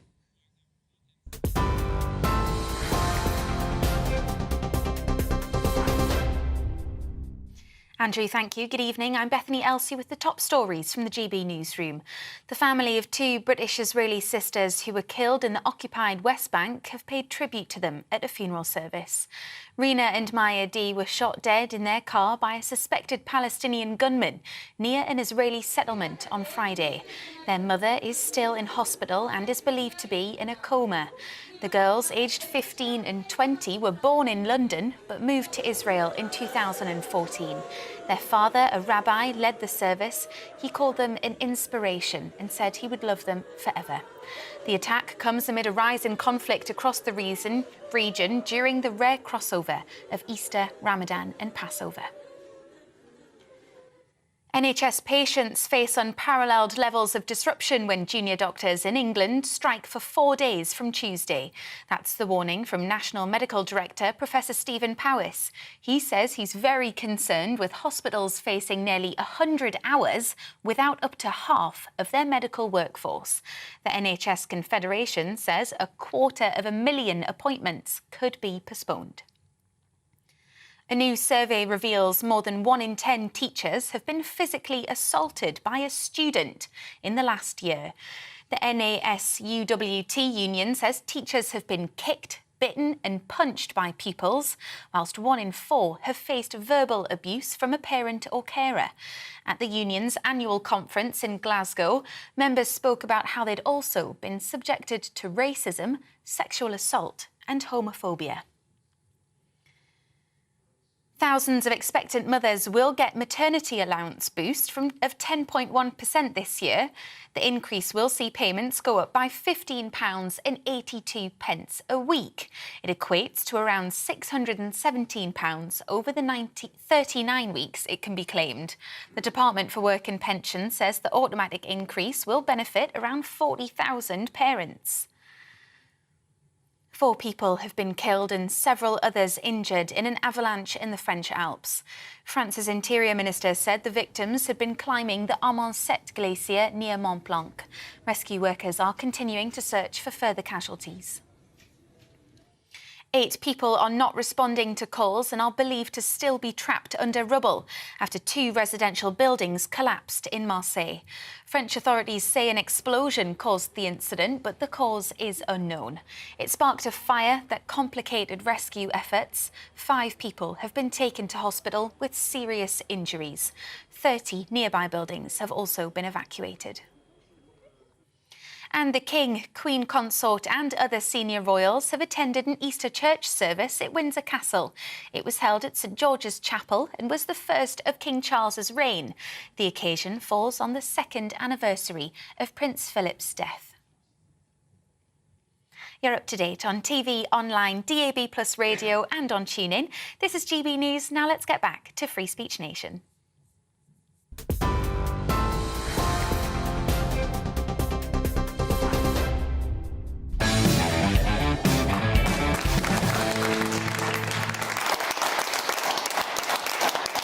Welcome back to Free Speech Nation with me, Andrew Doyle. Let's get some more questions from our lovely studio audience here. First question coming from Andy. Where's Andy? Oh, there was an Andy. Oh, Jonathan. Oh, Jonathan, Andy, whatever you want to be called. OK, it's fine. Andy/Jonathan. So, should the royal family be investigating its own links to the slave trade? So this comes off the back of the discussion I had towards the end of the first hour, which is about this independent study which is exploring the relationship between the British monarchy and the slave trade in the 17th and 18th centuries. Tobias, should they be doing that? Should Prince Charles be, paying out money to people who are descended from slaves? Yeah, why not? They got a bit of money. I mean, they have got quite a lot, yeah. And he has to get a new hobby. So I'm not sure this thing of reparations. I mean, we got modern slavery right now. I mean, why not do something about it? I mean, we got people living in horrible conditions right now, right? I believe there is more slavery today than ever existed at all in the I was thinking Prince Harry. Oh, OK, yeah. He's always suffering. There's more slavery now. But people are this obsessed about, fixing or, going back in time. It's really hard. Isn't that a good point, Scott? I mean, it's all very well saying, we can pay reparations for people who are long dead, but they're not really there to enjoy it or benefit from it. Why can't we focus on the slaves that exist today? Or why can't I get a new bathroom? Well, I mean, that is important. I need a new shower, so can I call him? Have you been enslaved or any of your ancestors? I don't think so. Well, interesting you should ask. Thank you for asking. I'm a former model. Thank you for asking. But also, the answer is no. But, yes. but maybe I could dig around and find something. I'm sure there's something in there, right? Well, you've got some Italians. And they were originally... funny you should ask. I'm Sephardic Jew on the Spanish side of my family, which I didn't know existed until about a week ago. My dad had his mouth dabbed. That sounds dirty, but the point is... It turns out, and Jewish people have been harassed for quite some time. So wait, you had a DNA... No, your father had a DNA test, and you did one of those things which tells you how much... And he thought he was 100% Italian, but nobody is 100% anything. And we're Sephardic Jew, like a lot, like 9%. Yeah. That's enough. Is 90% enough? Will that get me reparations? I think you'll get a cheque from Charles for that, yeah. Or maybe from Streisand. Almost certainly from Streisand. She can afford it. Yes, she can Goodness too. Me. Yeah. Right, another question now. For this one's from Jackie. Jackie, hi. Hi, good evening. Should women in Iran be tracked by cameras to enforce morality laws? I think we can all agree, probably not. But let's ask the question anyway, because Iran, that progressive beacon of women's rights, has announced it's going to be using surveillance cameras now to crack down on women who break their morality laws by not wearing a headscarf. And of course, Iran, you know, there's been a lot of protests now, a lot of people, a lot of women's rights activists, but also a lot of men have joined this and sort of said, no, enough is enough, you know? The poor woman Mahsa Amini, who was beaten to death by the morality police. The fact that they're even called the morality police and they beat women to death if they don't wear a scarf in the correct way. And now they're using technology to crack down. They're going to have cameras, and they're also going to text women to warn them. Yes, that's right. Yeah. So it's kind of progressive in a way, right? Because they used to beat them up, and now you get a text saying, angry emoji, please wear your scarf. Yeah, but it is serious. I mean, this is let's be honest about it. This is a really backward idea that women need to be policed in this way in terms of what they wear. Of course, but you know, all the Western feminists 10 years ago, if you said hijabs and headscarves are oppressive, no, it's their choice. It's lovely. It's cultural. It's fantastic. And now, very easy to say when you're not beaten. The Iranian women themselves threw them off. Everyone's, that's what we said. Fantastic, all along. With you, sister. Well, over here with my hummus. With you. I saw that with Swedish female politicians wearing the veil when they visited certain countries. Every Swedish politician, hello, we have to respect the laws, and then, to take them off. What do you want? No backbone, nothing. But this is the interesting thing. I mean, the courage of those women who are throwing the veil off, burning it, dancing in the streets. They can get killed for that, and they do. But some of them were professional dancers, so they got work out of it, actually. Oh, well, that's good, yeah. And I think if you're a comedian in Iran and you're getting all that video footage, why not, right? I don't think the regime there particularly likes comics either. Have you done a gig in Iran? No, I would love to. I just bet they throw cash at you. But also, I know a couple of Iranian comedians who live in London. Yeah. They could use a career boost. Maybe they should go back. Scott, I think you should go there and do your normal set about homosexuality. That will go down really well. Normal set about sounds so patronizing, but and funny. But, you know, I think that they'd be a great audience. I think that all this is governmental. Yeah, it's the regime. It's not the people. Of course it is. Yeah. I'd love to go back. David, go back? Have you been there? Only in my dream. Let's move on to another question from Alan. Where is Alan? Hello. Should we be allowed to sing along at the theatre? Well, now, Scott has a background in musical theatre, right? And obviously, and I know that when we've been to see musicals together, you've been itching to sing along, but you know how to behave in the theatre. But I'll tell you what this is about, though. This story broke this week about The Bodyguard, this performance on Friday of the musical The Bodyguard at the Palace Theatre in Manchester, and it apparently descended into a riot. Well, they called it a mini riot because some theatregoers were singing over the final number. And it was that woman from the Pussycat Dolls who was an incredible singing voice. And, of course, you paid to hear her. And then all these people in the stalls are singing along. And then a riot broke out because they wouldn't get rid of the audience members. But it's that great Whitney Houston's I will always love you. And a woman, beautiful. Thank you very much. And classic training. And the woman leapt out of her chair in the balcony and she started singing really loud. And they called riot police that came in and grabbed her. And they almost dropped her over the balcony. She almost fell. And then they pulled her. It's just really two people, but it stopped the show and then the show didn't continue. But, you know, a lot of people, they go see that stuff because they want to join in. In New York... Drunk, probably. Well, maybe a little bit. Yeah. But in New York, people have been getting up on stage during the intermission to charge their phone. What? Really? Yeah, there's painted during plugs Hamlet. on the set. Sorry. Right, yeah. And they think, oh, that plug looks real. I need to charge my... Yeah, so that's... Americans are ridiculous. Yeah, but that happened in Manchester. So I think theatregoers... they paid £68. They want to jump up and join in. Well, that's the point, though, isn't it? Like, you know, when those people start interrupting or singing along... it's not fair on the other audience members. This is a live performance. It's a thin line between a riot and a sing-along. Yeah. But this is what you get after 20 years of everyone can sing, X Factor, everyone's a star, so people feel they can join. And they've been doing Sound of Music sing-alongs for 2 decades now, and people are... Rocky Horror Show. Yeah, that too. Yeah, but you pay for that. You know what you're going to see, right? These people thought that's what they were paying for, though. They're like, I paid £68, I'm going to sing. Oh, for goodness sake. I hope this becomes a court case. You know, you're found guilty of interrupting a show. How do you plead? Well, fantastic. Let's move on to a final question in this section. This one is from Alison. Where is... Hello, Alison. What's your question? Why is Newham and Brent apparently full of trans people? OK, this was an interesting one because there was obviously the most recent census produced some results that were a little bit questionable, and they were suggesting... In fact, this census suggested that 1 in every 67 Muslim is transgender. And the reason is the question itself, because the question didn't say, are you transgender? it had this convoluted form. It said, is the gender you identify with the same as your sex registered at birth? And, of course, a lot of migrants who English is their second language don't know what that means, and they accent. So we've ended up with a census that tells us that there's loads disproportionate trans element to the Muslim community. I don't think that's true. Apparently, that question was guided by Stonewall, and of course it was. Those communities were taking advice from far-left groups that they thought were helping them, and instead, what it turned the whole thing into was political ideology that people didn't even know what they're signing up for. We've had the same with the NHS. The NHS putting out letters for cervix havers or people with a vulva or whatever, and people whose second language is English. Right. They don't know I'm what a migrant. that means. My second language is English. Yeah. Okay, but you do you struggle with that kind of thing? Right. Not really. You know you don't have a cervix. Last time I checked, yeah.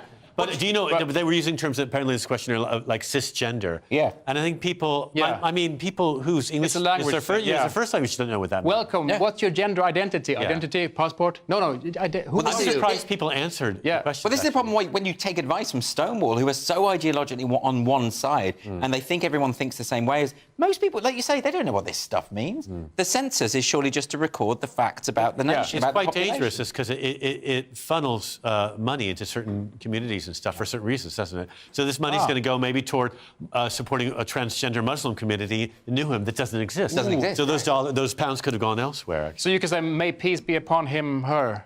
That's fantastic. Yes, if you want to get in a lot of trouble, you can do that. Yeah. Tobias, I'm not going to be saying optional. I'm just saying OK, well, coming up on Free Speech Nation, we're going to have more audience questions, and we're going to be heading over to America to speak with Bill Clinton's former spokesman about Donald Trump's indictment. Back in a few minutes.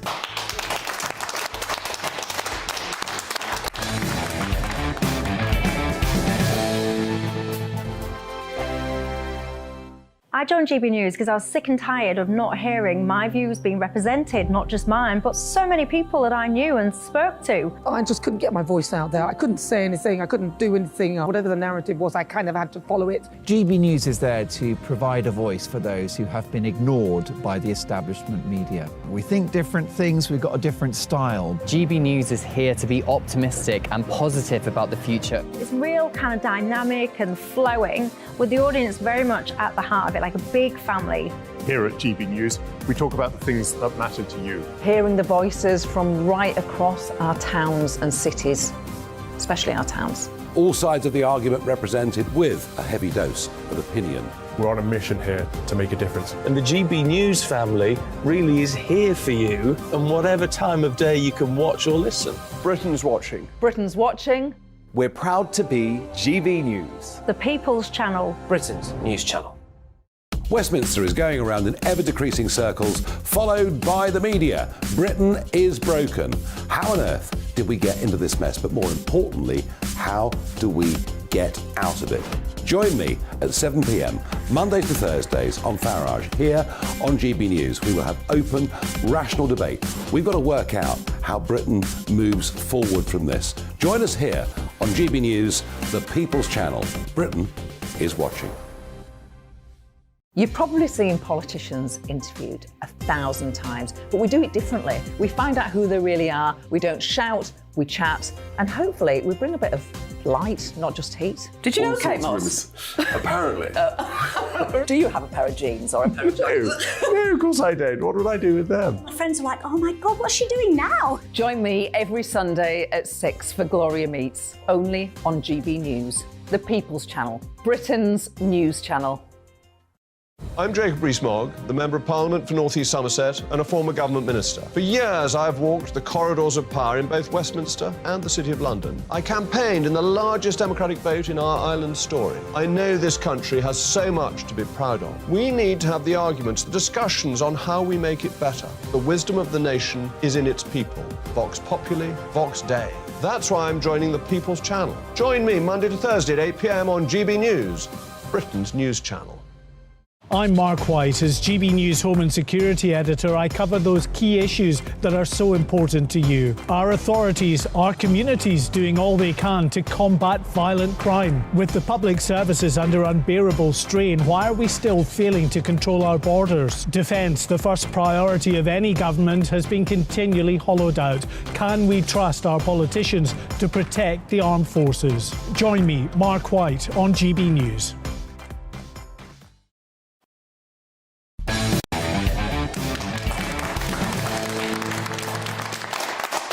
to Free Speech Nation. Idi Amin, Genghis Khan, Adolf Hitler, Joseph Stalin, Chairman Mao, Pol Pot. What do all of these people have in common?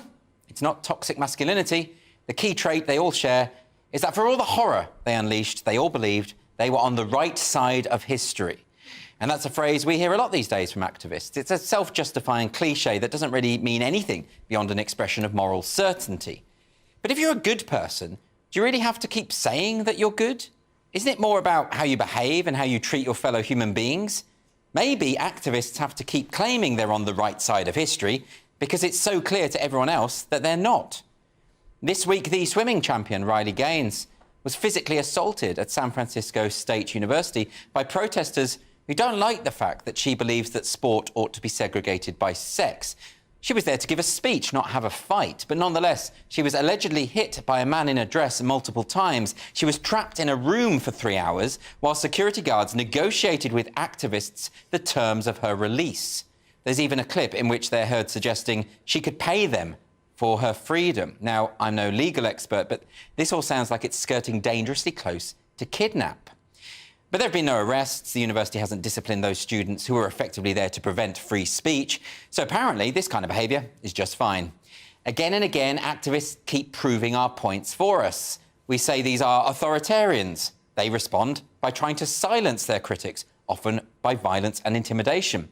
We say that women need single-sex spaces as a form of safeguarding against the violent minority of men. And then large groups of men turn up and terrorise and assault women. Over the past few weeks, I've been covering the clear escalation and the violent rhetoric from activists who promote gender identity ideology, and I keep returning to this because it's clearly one of the greatest threats to free speech of our time. But we do need to ask ourselves where it's all leading.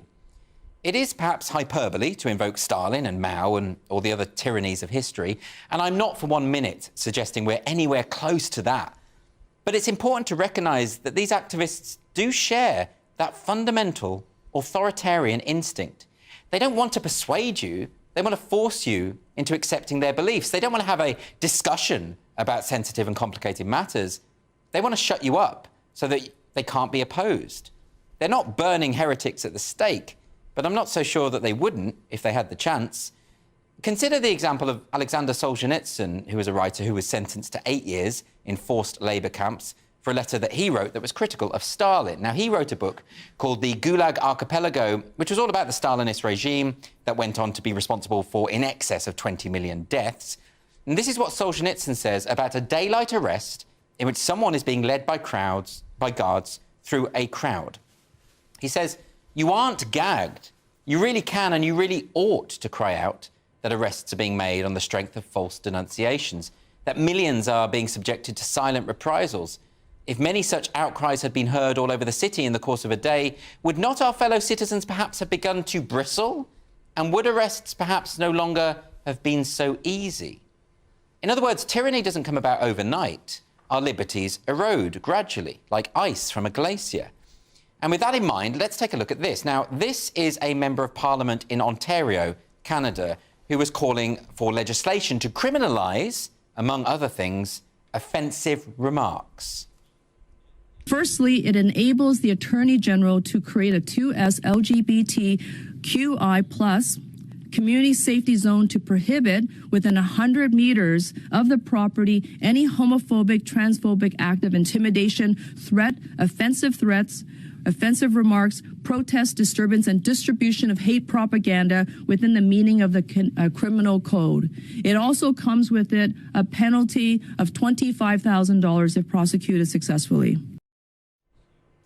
So this happened just this week. The NDP's Kristen Wong-Tam tabled this motion in order to create what she calls 2S LGBTQI+ community safety zones in response to protests that have occurred against drag shows aimed at children. Now, I'm sure that some of those protesters have crossed the line into harassment and intimidation, but of course such behaviour is already illegal.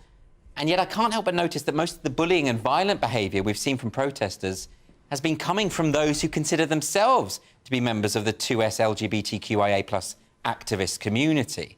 Would Wong-Tam's proposed legislation be used against the kind of people that we'll see on the screen in a moment? I somehow doubt these are the kind of protesters that Wong-Tam has in mind. Now, I should be clear that this is a motion tabled by a backbencher from a party that isn't in power, thank God. But it is very revealing about the kind of mindset I'm talking about, particularly that phrase, offensive remarks. We have hate speech laws here in the UK, which have seen people criminalised for jokes because they're deemed grossly offensive.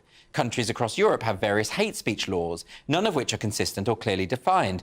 Because once you attempt to legislate against causing offence, you're taking the first step on a very dark path. Because offence, as we all know, is hopelessly subjective. That's why Humza Yousaf, who vehemently pushed through his hate speech bill in Scotland, was recently reported to the police for breaking the law that he himself established. One might even say that the attempt to legislate against offensive speech is, in itself, offensive. So maybe the Canadian police will take action against the NDP's Kristen Wong-Tam. Which brings us back to the so-called right side of history. Now, I'm sure that many of the politicians who are trying to curb our free speech are doing so because they think it's best for us or that it protects marginalised groups. They are, of course, doing untold harm to the very people they claim to be protecting because no civil rights have ever been won or sustained without free speech. And really, it's up to all of us to take a stand when these gradual attacks on liberal values occur. We may not be heading for a world of gulags, but we shouldn't be fostering the very mindset that created them or failing to make the case for free speech at a time when authoritarianism is deemed to be fashionable and morally correct. The old adage that the road to hell is paved with good intentions, but I'm not so worried about those doing the paving. I'm more worried about the rest of us who are standing by in silence and watching them as they work.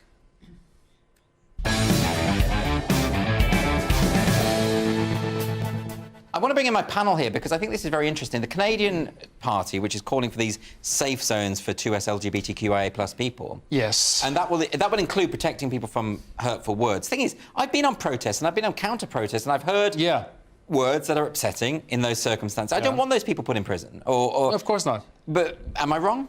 I mean, people say the words are violence, but I mean, violence is violence, and words can be hurtful. But I mean, you can't put people in prison. So is it a worry then that there are elements within the Canadian government, and it is a backbencher, but it is something that I think a lot of Trudeau's party would certainly like to see established. What happens if that idea spreads and people just think, well, actually? But this is populism. It's just saying, we will stop hate. What define hate? Well, anything that makes people feel bad. But again, that's subjective. So it's just going to create. Well, we've seen this with Posey Parker in New Zealand. We saw large groups of activists physically. I mean, one 72-year-old woman was punched repeatedly in the face with a broken skull, and they said, but that's okay because she was being hateful. And we've decided she's a Nazi, even though she wasn't a Nazi. Right. So really, we have to be very clear about the distinction between violence and words. What's the two? Sorry, that's 2S, which means two-spirit. Two-spirit. The fact that you don't even know. No, I don't. Is really so 2S means what? So 2S LGBTQIA+ is two-spirit. That before lesbian, gay, the two-spirit? It does in Canada now. So they did put two-spirit at the end in America. In Canada, it's now 2S. But what does two-spirit mean? What is that? It's an indigenous belief from indigenous Canadian people and North American Indian people who believe they have two spirits within them. They're on the LGBT heap now. We've tossed them on that. So you can have you can have a gay spirit or. Don't me to explain this stuff. You can be a lizard and a whale if you want. You can be a lizard and a whale. A gay lizard. Are you suggesting... Is that two spirits, a gay lizard? This is worse than the Da Vinci Code. Why can't people just get along and have fun? And it's Byzantine. How many do we have to take on our dustbin before we're done? You are being such a bigot. The gays are so desperate for conversation. We'll talk to spirits now. We're not crazy enough. You know, is that what it means when you see a feather hanging from someone's car? Oh, is that what that? I have no idea. No, I think this group you're mentioning. Yes. I think I might hate them. I think I think they need a bodyguard. I don't. With the part of this to me is too. It must be a youth-driven thing amongst the gay community. Perhaps. And it might be urban. Because I have to say, working on the road in this country, and I have worked the road in Canada and the US, when you leave New York or you leave Toronto or you leave London, diversity matters a lot less out there. The audience just wants to laugh. Yes. So I think this is also it's a microcosm. It's a bubble. Yeah, but I mean, that's a worry, isn't it? If younger people are now saying, that actually we want to criminalise people who disagree with us. That doesn't look good for the future. It's bad parenting. Yeah, maybe. But it smells of fascism, really. If you, agree with us or not, or we will. So maybe it's about education. Maybe we need to get to younger people and sort of explain, words and violence are different. If someone disagrees with you, you're okay. You'll get over it. You're not hurt by that, and you certainly shouldn't be beating someone up. Yeah, it's true. It's Although, interesting. not to say, my mom made a point by breaking a plastic brush over my head, and I never spoke back. Yeah. Okay, but I don't think that's something we should apply to society. All right, well, I'm as a just whole. saying. When did she do I'm glad that? you're one that doesn't run the world. Let's put it that way. But what was the name of the American woman swimmer recent? Ryder Gaines. Yeah. Actually attacked. A man in a dress beat her up, right? If he had had, just jeans and a T-shirt, other women, feminists would have stopped him. But now it's, he's wearing a dress. Carry on. It's I must say, progressive. though, I've done shows at San Francisco State, the university where that happened. They're incredibly woke, and they've had 4 decades of protests have occurred there. Yes. So these are people that are kind of, I must say, in some way, in San Francisco, everyone's very entitled. They're looking for a fight. Yeah, but it's different, isn't it? I think San Francisco's always had that quality, but there's been some kind of escalation over the past year where now they think they're entitled to beat people up. Yeah. Which that's new, I think. They're angry. Dressed as the Wizard of Oz. Everyone, just punching people. Yeah. What are they for? They're never for anything. They just stop everything. Yeah. Well, there's a disparity of wealth. It's the most extreme than anywhere else in the U.S. Right. It's also producing more wealth than anywhere else in the history of the world because of Facebook and all that. So but there's a lot of people who've been left behind. Yeah. And I think those people want to be noticed. They want some notoriety, and they're fighting a cause. They're not sure what it is. And then here's this woman who's telling them what they disagree with. They think, well, I'm going to take a swipe. It's really, really worrying stuff. But anyway, we've got to move on now. Up next on Free Speech Nation, former advisors to both President Clinton and Trump will be joining us from the US to discuss Donald Trump's 34 indictments. Stay tuned.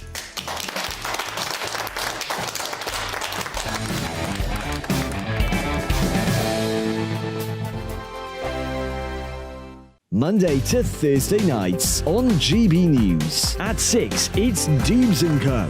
7 o'clock, Farage. At 8, join Jacob Rees-Mogg. And at 9, Dan Wootton Tonight, followed by Headliners. On TV, radio and online. This is GB News.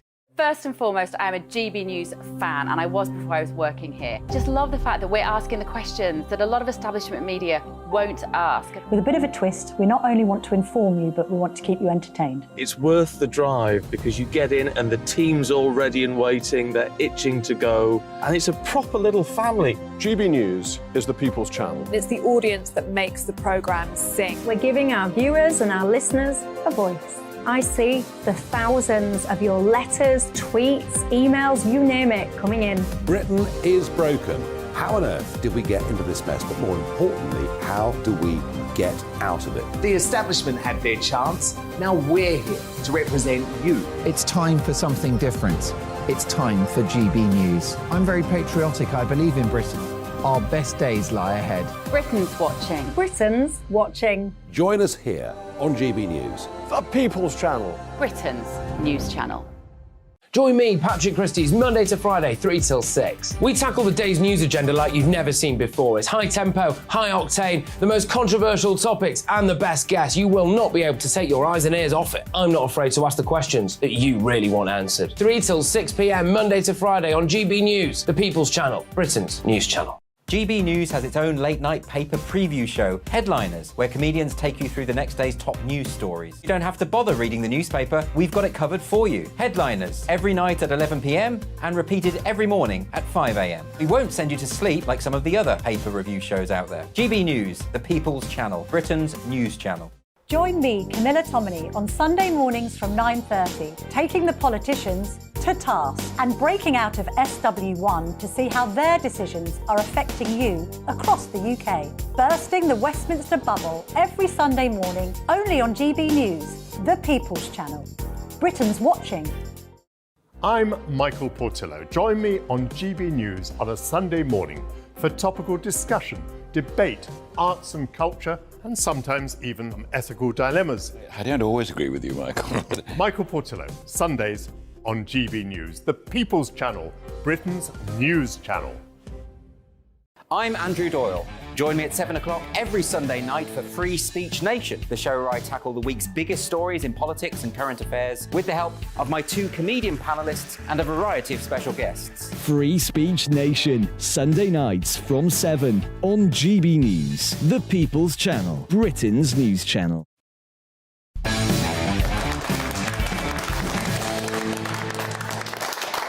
Welcome back to Free Speech Nation with me, Andrew Doyle. Donald Trump faces 34 felony charges of falsifying business records in the first degree. The charges all relate to a $130,000 hush money payment by lawyer Michael Cohen to adult film star Stormy Daniels just before the 2016 election in order to prevent her from talking about her allegations that she had an affair with Mr. Trump in 2007. It makes him the first former president to face criminal charges, but where does it leave the 2024 presidential election race? To discuss this, I'm joined by Robert Wiener, former spokesperson to the Clinton and Bush administrations, and Sebastian Gorka, President Trump's former deputy assistant. Thank you both so much for joining me. Sebastian Gorka, can I come to you first? Donald Trump has suggested that this is an example of the weaponization of the legal system. Do you think he has a point? Well, first, happy Andrew, and you've been a bit of a stranger behind, but thank you for being today. Yes, absolutely. What I call a fact pattern.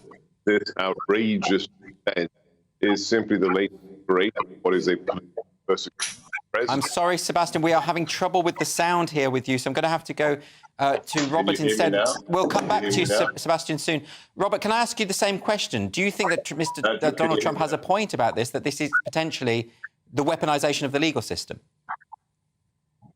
Well, the only weaponization, Andrew, has been by him.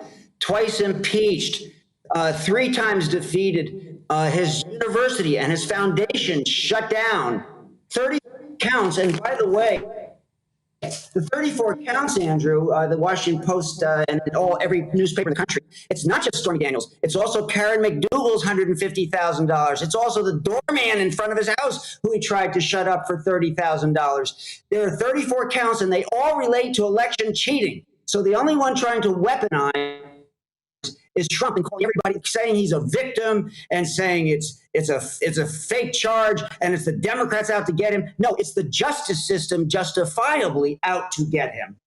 So my understanding is that the kind of hush money that you're describing would be classified as a misdemeanor, and we're beyond the statute of limitations at this point. So this needs to be elevated to a felony. Is that right? Not true. Not true, because when it's tied to election fixing and election rigging, then and bribing your girlfriend to shut up just before the election, that's a separate issue. So that's how it gets tied and it becomes a felony. But this is just the beginning. This is the tip of the iceberg. Fannie Willis is, and you remember the grand jury forewoman said it's going to be massive. 11,780 votes, find me, and it's okay if you guys adjust them on tape. On tape. So everybody's been saying, why should she even wait so long? Because that's a prima facie case, and it's tragic that that's what he tried to do with not only Georgia, but Wisconsin and Pennsylvania and Michigan. Let me just bring Sebastian in on that particular point. Sebastian, is it the case, I mean, Robert Wiener is making the case here that this is connected specifically to the election, and therefore it must be considered a felony rather than a misdemeanor. Do you accept that point? Well, first things first, happy Easter to you, Andrew. No, I don't know who this person is, but he needs to calm down. Clearly, he hasn't taken his medication today. Let's just put the events of this shameless event in Manhattan into a broader context. There's something called a fact pattern in a court of law. Well, let's look at the fact pattern of the last 6 years. There have been repeated attempts to use the legal system, the judicial system, and even the intelligence community against President Trump. First, we had Crossfire Hurricane. First time ever 3 intelligence services were used surreptitiously to target a presidential campaign to no avail. Then we had the overt Mueller probe, $30 million, 20 months, former director of the FBI, attempted to prove some kind of spurious Russia collusion, utter complete fail. When that didn't work, we had impeachment 1, impeachment 2. The Democrats were so deranged, Andrew, they tried to impeach my former boss after he left office, which is a little bit sick because impeachment is used to get somebody out of their elected position, not after they've left the position. Then we had the January 6th Farrago, the witch trial, and then the actual raid by armed agents of the president's private home in Mar-a-Lago. This is just the latest iteration. And when it comes to this individual, let's be clear, Alvin Bragg is a political meat puppet of George Soros. George Soros gave $1 million to the foundation that then gave Alvin Bragg $1 million after he did what? After, in a New York radio show interview, Alvin Bragg said, "My #1 goal is to put President Trump behind bars. This is a political hatchet job, and everyone in America knows it." Why? President Trump's popularity is bigger than it's ever been, and he's already raised $12 million since the indictment. And Sebastian, I'll just clarify for viewers at home that Alvin Bragg is the DA who is leading the charges here. Can I just bring in Robert Wiener here on that specific point? Would you like to respond to what Sebastian Gorka has said there? Well, actually, 64% of Americans support the indictments. But the point here is that there are so many facts that Sebastian, in his low-key, calming way, trying to con the American people while he's being so calm. The Mueller statement was that he could not prosecute, he could not indict because the Justice Department memo said he couldn't, but he had a full hundreds of pages of specific links to Russia by Trump, as well as the obstruction in the first case. He weaponized when he fired Comey, the FBI director. He fired McGuire, the FBI director. He wanted to put in a new attorney general, and even his own staff balked and said everybody would quit if you did that. So the only one weaponizing, because he was the one who committed the crimes, was himself trying to weaponize so he would be able to cover up what he did. It was tragic for America, and that's why he's a three-time loser since 2016, by the way, in the 2020, in the off year, in the off year, in the Kansas race, in the Wisconsin race, everywhere. The issue has been not Trump, and this is going to continue now. But Robert Wiener, are you not concerned slightly that this seems to be playing into Trump's hands in many ways? You know, he talks about the narrative of how he's being victimised by the deep state or whatever, and this looks like, I mean, apparently his polls are going up off the back of this. Does that concern you? Not by independents and not among Democrats. He's got a little sliver of 20 to 30%, and those are among Republicans, where even a third of the Republicans are against him. You know, Liz Cheney didn't come out of nowhere, and Raffensperger won. He's laughing, so he can laugh. Raffensperger won in Georgia. Raffensperger, the guy who got the tape of the "Find Me 11,780 votes," he won by 20 points in Georgia. So this guy is the worst thing that's happened to the Republican Party. He's a disaster for them. I'm not against Republicans. Chuck Grassley's a friend. I really respect Reagan and Bush as the president. I worked in the Bush administration after the Clinton administration. They kept me because of my bipartisanship. So I'm not against Republicans, Sebastian. I'm against this one. I used to think that Richard Nixon was the worst president, but in my lifetime, Donald Trump is far and away the worst. I'm going to have to bring Sebastian in here because you were laughing there. What were you finding amusing? All of it. I think we've found, congratulations, Andrew. I think you've found Trump derangement syndrome, patient zero. To mention Liz Cheney, who was excoriated, recalled by her own party, and then lost in an election. That's the person who's a great Republican who was utterly trounced by her own side. Let me tell you how worried President Trump is. This is him yesterday in Miami at the UFC. He doesn't look very worried to me, does he? When it comes to Alvin Bragg, one more delightful thing about Alvin Bragg, if your viewers, and I don't think your guest knows this is a British program, so we're not talking to an American audience, your British viewers would like to know how much of a Stalin-esque Stasi witch trial this is. Watch the brief, very outre press conference by Alvin Bragg, the district attorney of Manhattan, where a left-wing journalist, this is shocking, there's a random act of journalism, an establishment journalism journalist says, you say that these are all felonies, but these are misdemeanors. They're only a felony if the business transaction misstatement is used to hide another crime. Why don't you mention the crime, DA Bragg, in your 27 pages? And you know his answer is, he looks in the camera and says, because I don't have to. I mean, pure Stalin, pure Leventi Beria, show me the man and I will find you the crime. America looks at that and they say, let me write another check to Donald Trump. It is an absolute farce. OK, we're going to bring in Robert Wiener again here on this point. Do you think it is a feasible scenario? They've broken this up into 34 different counts. Each count potentially has 3 or 4 years in jail. Is it just the spectre of Donald Trump being in jail that is getting people excited? And do you think that is a likely outcome? Well, first of all, about Britain, I love being on your show. I love talking to the British people. And Britain is the place where the Parliament said, don't come over here, Donald. Do not come. We forbid you to come. And then the Queen or somebody or the Prime Minister said, no, he's coming anyway. But you remember that when the Parliament actually voted to block him from coming. So that's one thing. But in terms of Trump and his shenanigans, he has committed so many that it's not just a matter, as I said, of this one case. It's going to blend. It's going to be a catcombing of charges because of the 5 investigations that are against him.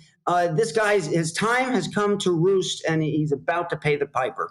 So your contention is that there are more things coming down the pipeline that we don't yet know about, and this is all going to come out in the trial. Sebastian Gorka, do you think that is likely? We do know about them, actually. We actually do know about them because the grand juror spoke in the Atlanta case. Okay, and one at a time, please, one at a time.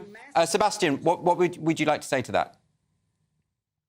I find it really weird that we're here to talk about criminal charges, and he's talking about the UK Parliament and the Queen, and he can't even get his facts right. I mean, this is the poster child. I don't know who this other guest is. The poster child for the insane Democrats. I mean, listen, the former Speaker of the House, who was just ousted, Nancy Pelosi, who for 4 years refused to recognize my former boss as actual president, called him the resident in the White House, because the Democrats so disdain the American people. They have become a party of the white bi-coastal elite. This woman tweeted out just a few days ago, Donald Trump isn't above the law, and he will have an opportunity to prove his innocence in court.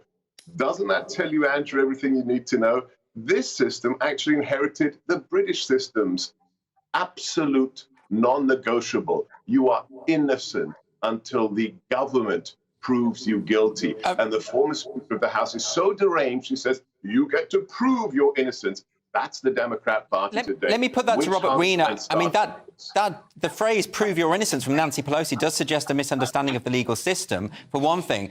But don't you fear, just in terms of strategy, from a Democratic point of view, in terms of strategy, that playing into Donald Trump's hands in this way, as it has been perceived, probably isn't helpful, and maybe to lower the temperature on these debates so that people aren't so upset? I mean, you've come across as a bit upset yourself about it. Is that helpful?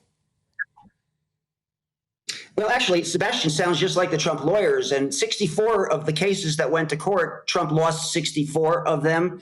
So on the election, in terms of the strategy, let me just say that when the media reports, as they did, 34 counts, lays them out, you can't have somebody like Sebastian just making up what this stuff is. It's there in fact. And it will be there in fact in the indictments in Georgia. It will be there in New York. It will be there in the Jean Carroll rape case. It will be there in the New York corporations like his, as I said, his foundation, his university were both shut down by the courts. And so when the cases come out, what I did was I sent to Biden a copy of a speech I gave at UMass, Democracy is in Peril, and we need to get out and vote. And he gave 2 speeches just like that, which were very persuasive to the American people. And that's what's going to happen, is that as the facts come out, the media will report the facts. They will report the bullets of the indictments. And as the January 6th committee, Sebastian, went forward, and I talked to Pelosi, and I told you it's got to be bold, it's got to be transparent, and it became that. As that happened, the numbers went down, down, down. Then it shut down for a couple months, and that's when I sent this stuff to Biden through Pelosi and through Biden's press people. And suddenly Biden gave these 2 speeches. I've known Biden forever. He's a longtime friend. And he was very persuasive in the midterms, and it helped enormously in the midterms to bring out the facts. So as long as the Democrats and the media bring out the facts against Trump, he will lose again. Right. Well, let's just finally, before we haven't got much time, but Sebastian, I just want to ask you that. I mean, Robert Wiener making a clear case there. Nobody is above the law, and that will include someone who is a former president. I mean, that's fair enough, isn't it? It would be if he hadn't been politically persecuted for 6 years. Look, I mean, I actually worked for President Trump. I don't send him copies of my speeches. This guy doesn't even work for President Biden, and he's sending him copies of what he said. What delusions of grandeur. Congratulations on finding this loot. I tell you something, they've been trying to destroy him since he said he's no longer a Democrat. They've tried to do it for 6 years. They have failed, and they will fail again. And I will enjoy sending you a copy of my speeches, whoever you are, once he's back in the White House as the 47th. Happy Easter to you all. Well, thank you both ever so much for a robust debate. I really do appreciate you joining me for this show. Thank you. Well, that was a lot of fun. We're going to just do stick around there. We've got a lot more coming up on Free Speech Nation. We've got social sensations. We're going to be turning agony uncle as we solve your unfiltered dilemmas with my wonderful panel, Scott Papuro and Tobias Pearson. Don't go anywhere.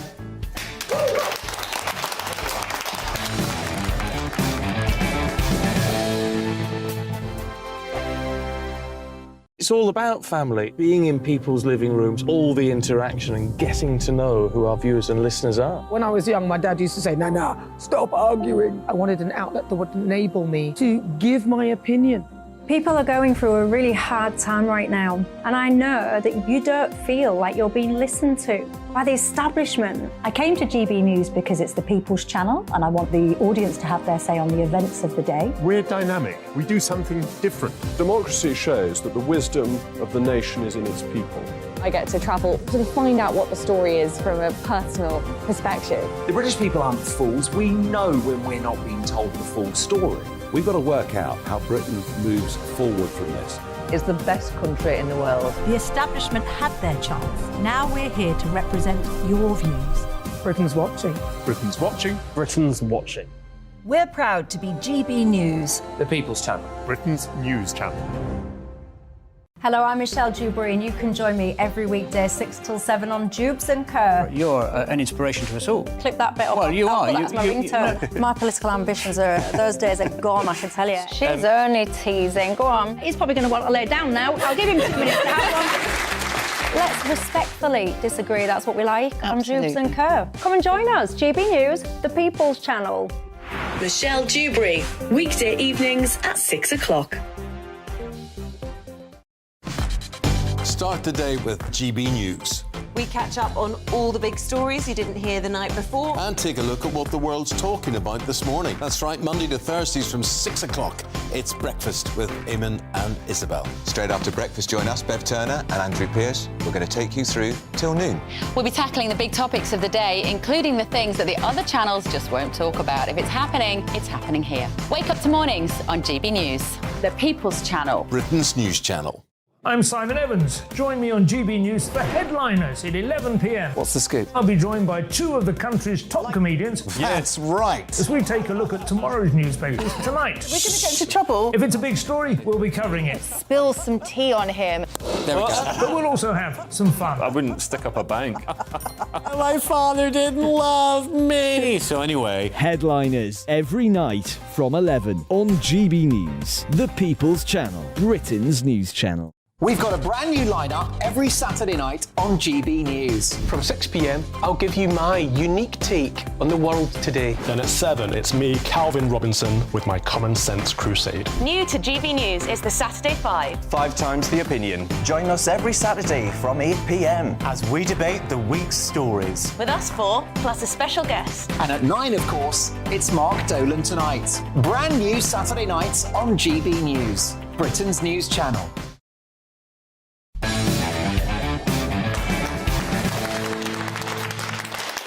Welcome back to Free Speech Nation. So every week we dedicate this part of the show to the world of social media. And first up, this video. This is a Fox News guest making an on-air slip-up. State court, so it's virtually impossible for him to prove that felony. So if this is such a tough case for him to make, why is he bringing it? Well, I think there's no question about it that he wants to humiliate President Trump.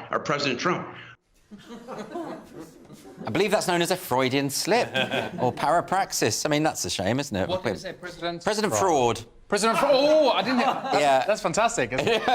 Funnier than anything in this show. Damn. My father watches Fox. He's a Democrat, votes left, but he likes the babes. Is that right? He does. He likes the blonde hair and he likes the boobies. It's funny because there is a substantial proportion of Fox viewers are Democrats. You know, there is a bit more, you know, it's interesting. Anyway, look, we've got to move on. We don't have much time. Next up is this video. This is why you should always check your trouser pockets before doing a wash.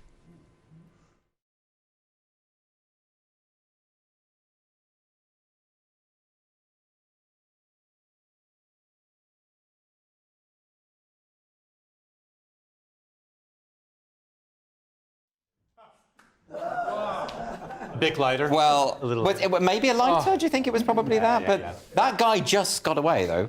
I mean, that's pretty scary stuff. Yeah. Like, God, that was well staged. Really scary. do you think it was staged? Really glorious. I'll never complain again. There's always one sock missing. Yeah, but I didn't die. You didn't die, exactly. Scary stuff. Now, we've only got a couple of minutes left, but we do have time to talk through your unfiltered dilemmas. You've been very kindly emailing those in, as you always do every week. Thank you for that. Our first dilemma is from Sally in Denbydale. I haven't heard of Denbydale, but it sounds like a magical place. So, Sally says, I've recently bought a house and I can just about afford the mortgage and bills. I love my boyfriend and he stays around most nights, but he showers twice a day, always wants to cook and turns the heating up. Do you think it would be out of order if I asked him to contribute to the house's upkeep? I thought that's just obvious, isn't it? I think that's perfectly fair. Yeah, but if he's always cooking, then he's doing one service for her. That's okay. going to cost you a lot of money. But he's a hog when it comes to the electricity. Yeah, but there's another service he's also should be doing. So that's two services he's doing. I don't know what you're talking about, Scott. Well, you know what I mean. Is that a service? Yeah, well... Really? It's not a relationship? It's a job. It's a which- job, yeah. A lot of exhaling. But I think he's probably doing a lot. I mean, she sounds a bit annoying, actually, but... Well, look. she's cheap and greedy. She is cheap and greedy. No, she's She lovely because she made up her town, so she's crazy. She's crazy, cheap and greedy. And she found a guy who'll cook for her. Scott is just alienating my viewers here, isn't I don't know what to say. I mean, so you look at him as a sort of waiter, or... Yeah, that's not how a relationship works. I wish it did. My husband sits around all day long. I have to beg him to make a meal. It's impossible. Well, a relationship should be a compromise. He cooks, and he, does whatever he does to her, and then, so what? She pays the heating bill. It's now become about your relationship, so let's not talk about that. Got a dilemma now from Anonymous. Thanks for writing in, Anonymous. And Anonymous says, I've recently found out that my best friend's girlfriend is cheating on him. However, she's cheating on him with my drug dealer. Most of my friends don't know that I have an acute cocaine addiction, and I can't tell my friend without outing myself. What do I do? Over to Scott. Yeah, I kind of feel like this one might be made up. What do you think? Yeah, a little bit. And they know he's doing coke, or she, because tiny waist. So they can tell he or she is on some sort of cocaine diet. But look, you should always tell your friend. If your friend's definitely a partner is cheating, you should... I hope they don't restrict Albanians from coming in, because my dealer died last week, so... Thanks for that, Scott. I'm sorry for your loss. Thank you very Right, much. let's move on to another dilemma before Scott gets us into trouble. This is from Alexandra in Southport. Let's have a look. Alexandra says, friends in a WhatsApp group are getting very excited about some sort of upcoming trip or holiday. Only problem is I've not been invited. Do I hope it's an oversight and raise the issue, or keep quiet and possibly miss out? Tobias, what would you do? I would do cocaine. No, stop advocating drugs. I'm kidding. No, don't do drugs. No, don't do drugs. They're Thank you. Just text them and say, hey, forgot about me. I think honesty. I think honesty is always the way forward, right? No. No, they don't want you there. Don't Really? make it worse. It's already awkward, right? She's writing to us. We're strangers. It's already completely. What she should do is get on a plane and go somewhere by herself and meet people that actually like her. Okay, well, look, that's all we've got time for. Thanks for joining us for Free Speech Nation. This was the week when former President Trump was indicted. Anti-free speech activists in San Francisco attacked a woman speaker, and a sing-along at a theatre got out of hand. Thanks to my panel and to my guests as well. And if you want to join us live in the studio, be part of our wonderful audience, you can do that. Just go to www.sroaudiences.com. Stay tuned for Mark Dolan tonight. That's next. And Headliners is on at 11 o'clock, the late-night paper preview show where comedians take you through the next day's top news stories. Thanks for watching Free Speech Nation. Good night. Hello there, very good evening. I'm Jonathan Vautry here with your latest weather update from the Met Office. We're seeing a change to something more unsettled as we head throughout tonight and over the next few days. As high pressure drifts its way off, it's allowing these weather fronts to start pushing in from the Atlantic and bring us these spells of rain and showers. The isobars also squeezing together a bit more, so we will certainly see a windy night to come, particularly around coastal areas of Scotland where there is the risk of some gales. The rain moving from Northern Ireland into western Scotland, where it could be heavy for a time. Generally across England and Wales, the rain will come and go and will be a bit patchier through the night.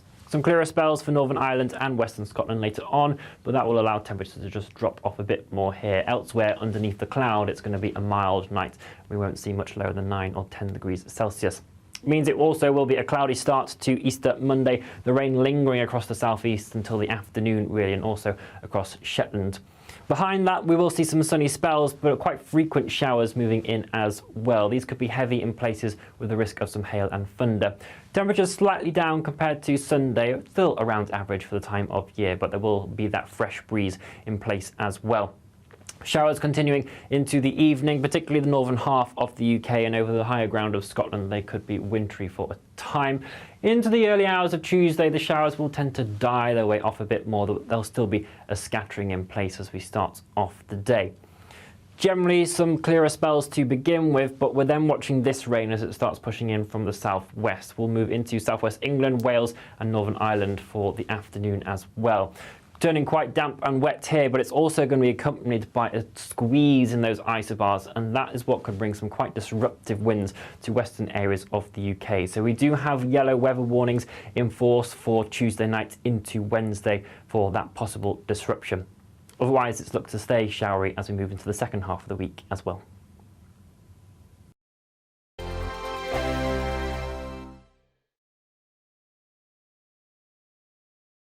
I joined GB News because I was